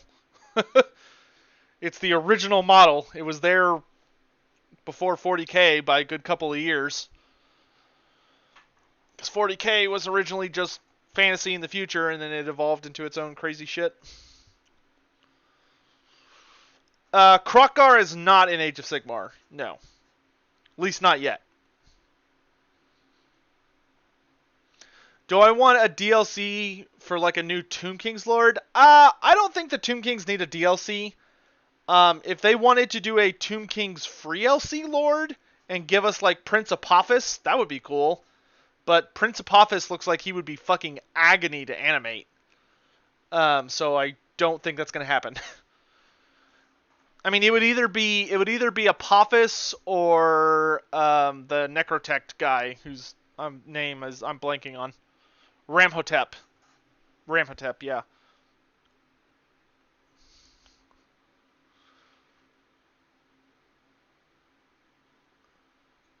Nice, Dread Clown. I mean, that's like the only upside to Brexit.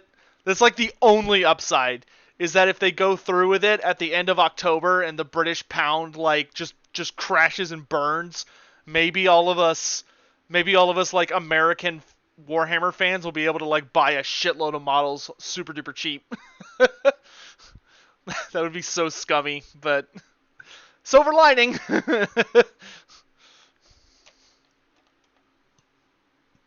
Are any of the Age of Sigmar novels worth reading? Yeah, I think so. I've as long as they are not the Realmgate Wars novels, I think they're pretty good.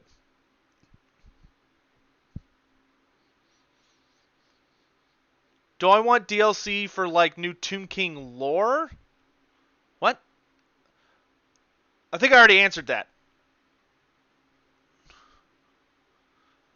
If you're talking about for Total War Warhammer, no. I don't think Tomb Kings need a DLC. The only units that the Tomb Kings don't have in the game would be like the Kemric Titan, which would require a unique model because it's like a Forge World monster, and then they could throw in a character like, and then like the Lich Priest, the High Lich Priest Lord. Who do I think the 4 legendary lords for the Chaos Lords are going to be? Drazhoath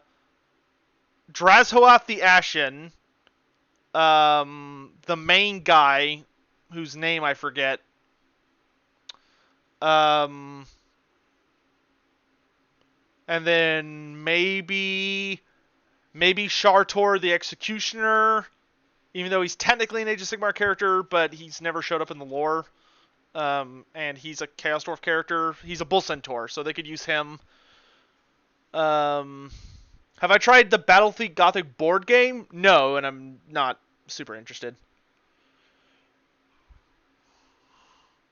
Have I seen the recent Coconut Crab Tyrannid paint scheme? No, it sounds ridiculous. Do I see Wood Elves getting more Legendary Lords? I don't see it, but I hope so.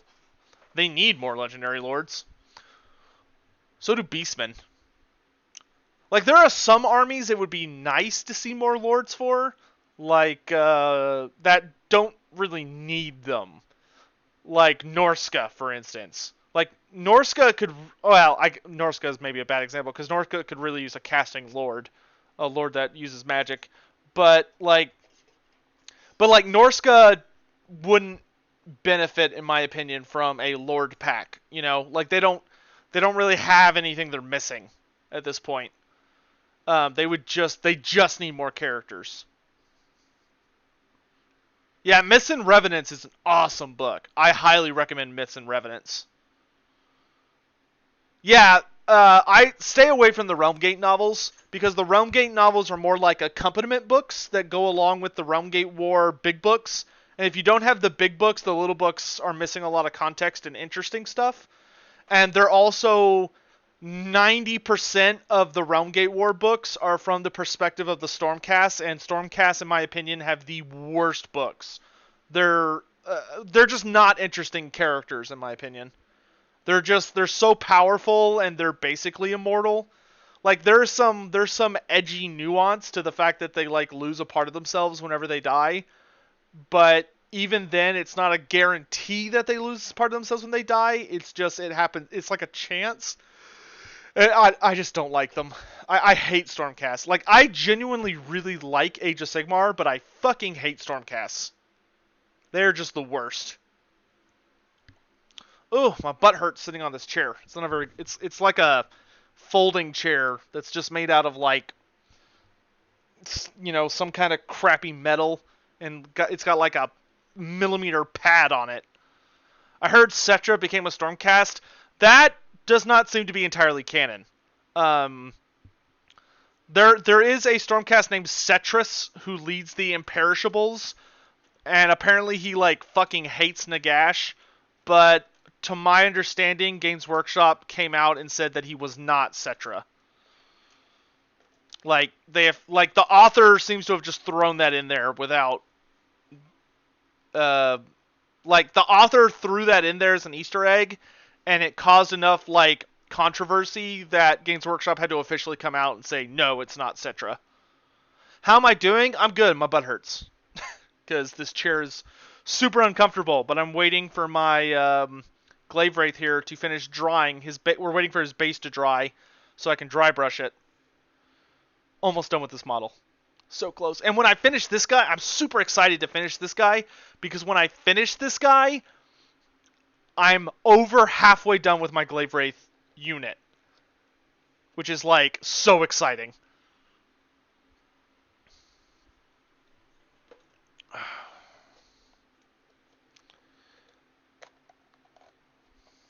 Though, the remaining models in the unit are going to be kind of a bitch, because they've got a lot of details on their bases. Are Seraphons still basically demons summoned by the Slann? Kind of. They're kind of complicated now. There's a lot of craziness going on with the Lizardmen. We're not really sure with what's happened to the Seraphon yet. We're waiting for their next book.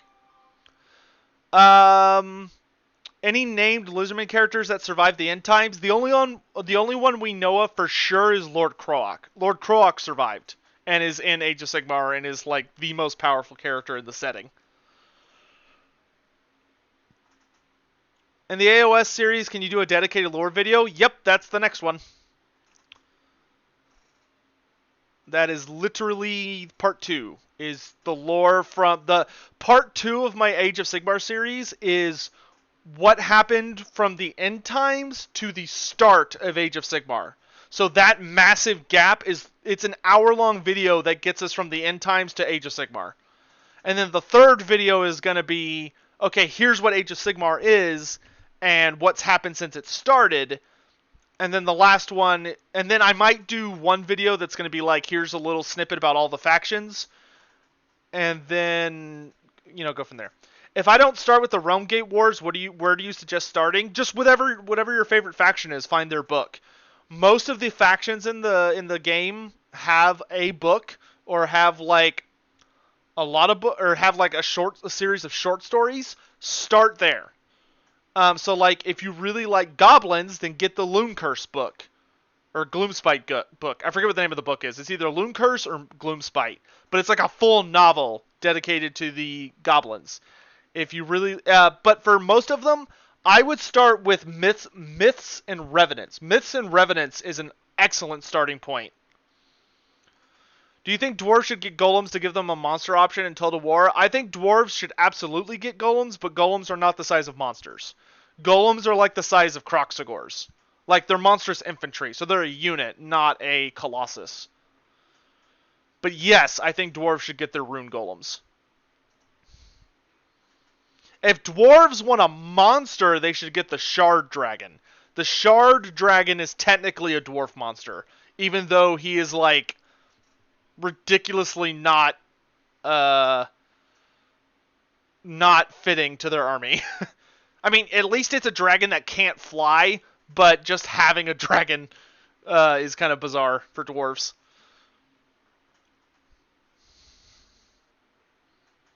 Have I thought about investing in air cushions? Well, I only sit in this chair when I'm painting.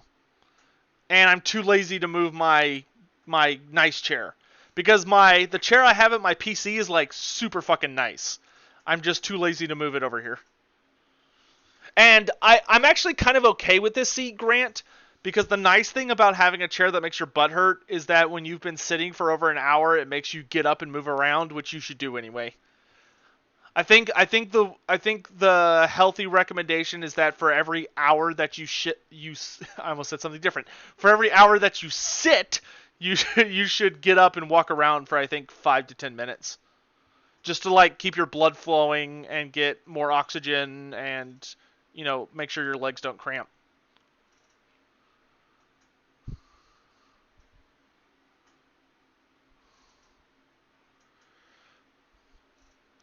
What do I want for the new Beastman units if we get a Beastman DLC?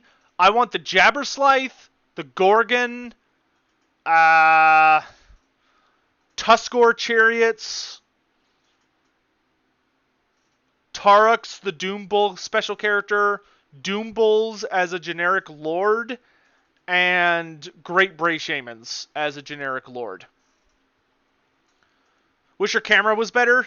Boom! That should help. I'll hold this position for a good bit. Actually, I bet it looks even better if I use this with a white background.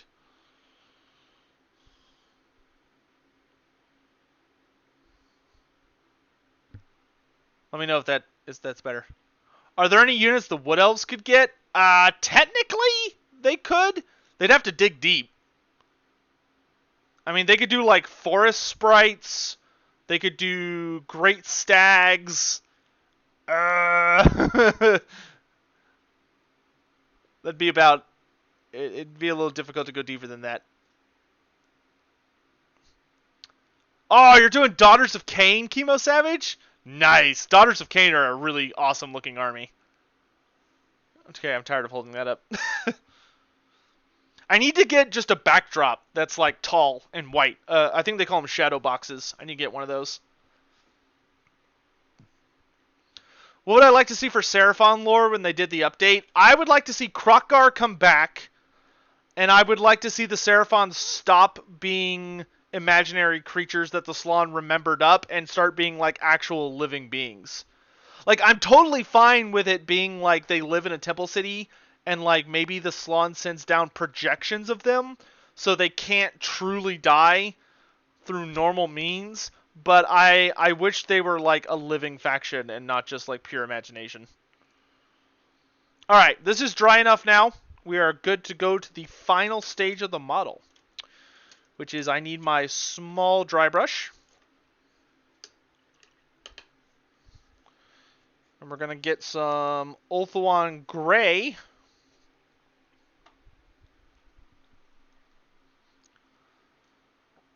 You're thinking about Fire Slayers? Fire Slayers are awesome!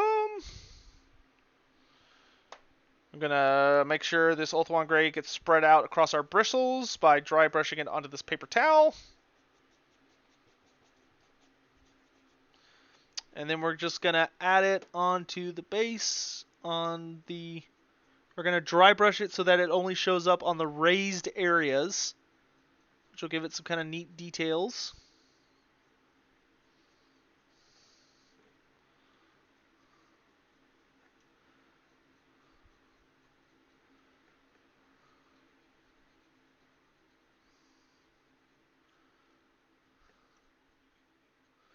All right, and then what we do, well, we clean off our brush, first of all.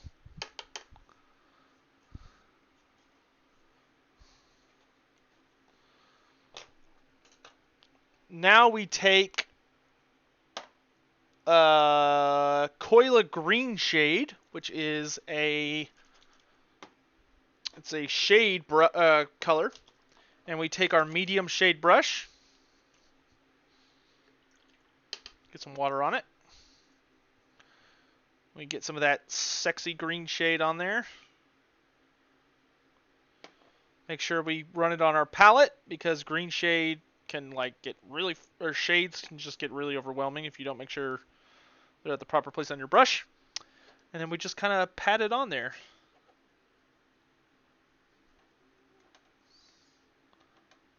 Don't want to go too crazy with it. We just want it to kind of tint everything to give it like a mossy, gross graveyard appearance. Yeah, just like that. Alright.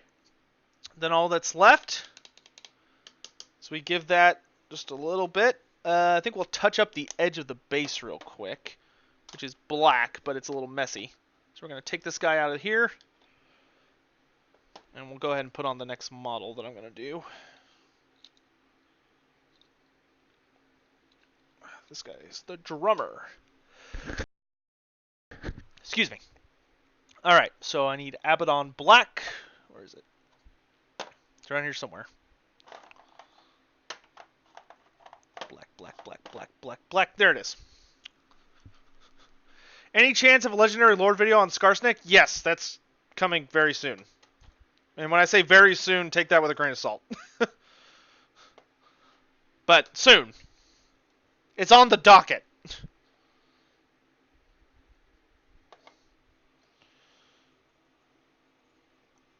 Get a good bit of black paint on there, and then we're just going to take this model, and we're just going to paint around the rim of the base.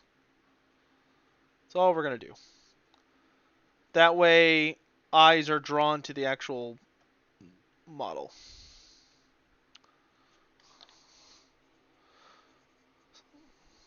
A lot of people like their base rim. Your base rim is, is kind of dependent on how you do your actual basing. And, if you have, like, snow... I don't know. I always like black, like, regardless of what the base looks like. I know some people use, like, grays, or they'll use, like, a certain color, because maybe it, like, mixes better with the overall model, but... like, if you own your own table, which some people do, like, they own their own terrain, then you want to paint it so it matches with the terrain, or the board. But I don't have a display board for my Nighthaunts, so I'm not going to worry about that. And even if I did, I just really like painting the base rim black for some reason. I just find black to be a very comforting color. Alright, now for the final details. Clean that brush off. Still waiting for Queek's lore video? What a surprise! So is every fucking other person in this universe. You're not special! Everybody's waiting for it. Get over it. It'll get here when it gets here.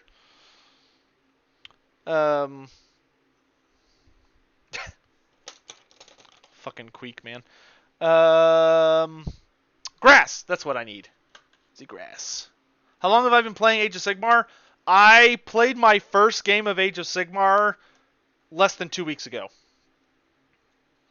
But I've been collecting models. I've been paying attention to Age of Sigmar since it started.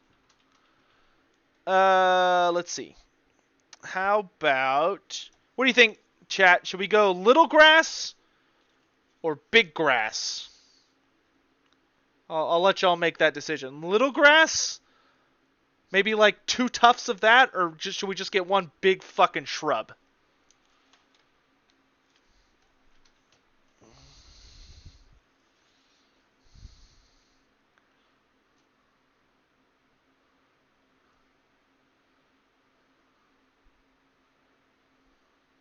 Tree is not an option.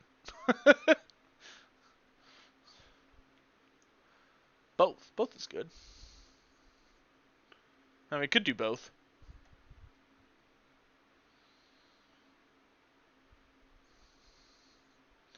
Do I see Cities of Sigmar as simply a way for Games Workshop to clear their fantasy stock?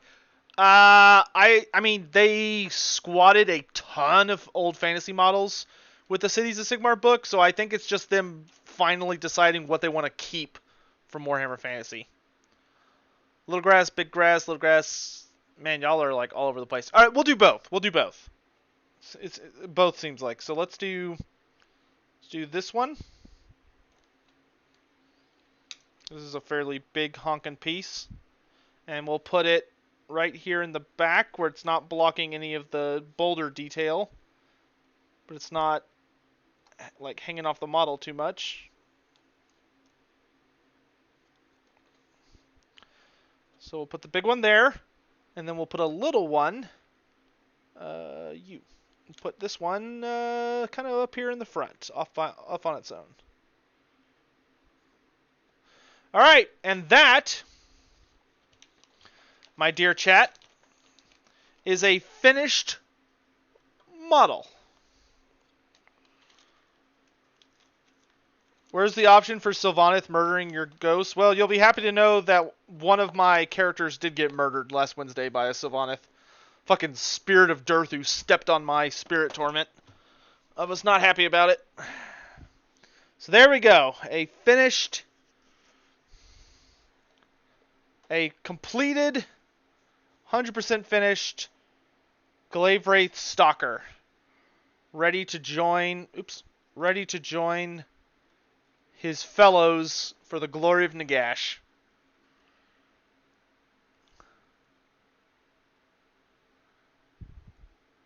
Isn't he beautiful? He's not perfect. There are mistakes, but you know what?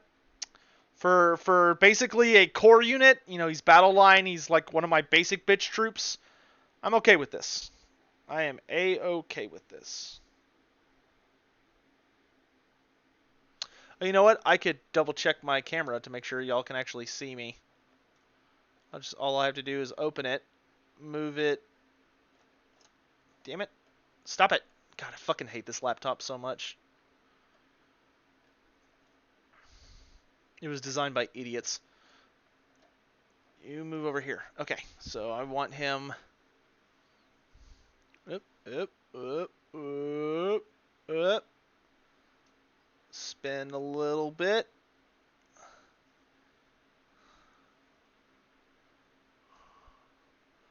Get the light so we can see the highlights. There we go.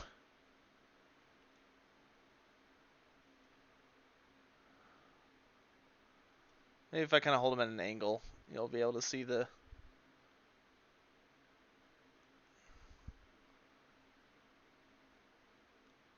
rust better.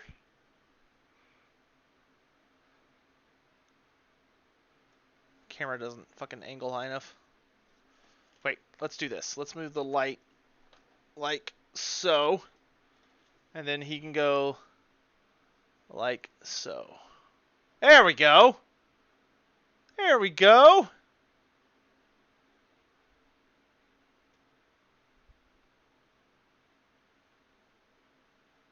So one finished. Slave Wraith Stalker.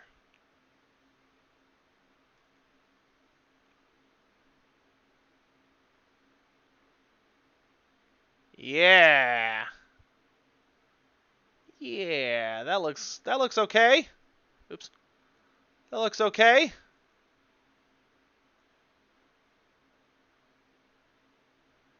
Cool.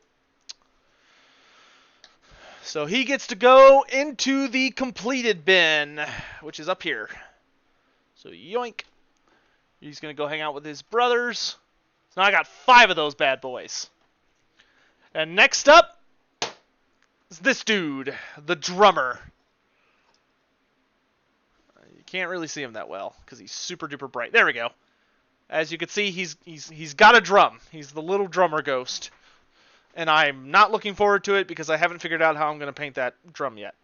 But that's going to be it for tonight, guys. I've been streaming for 2 hours, which is way longer than that should have taken, to be frank.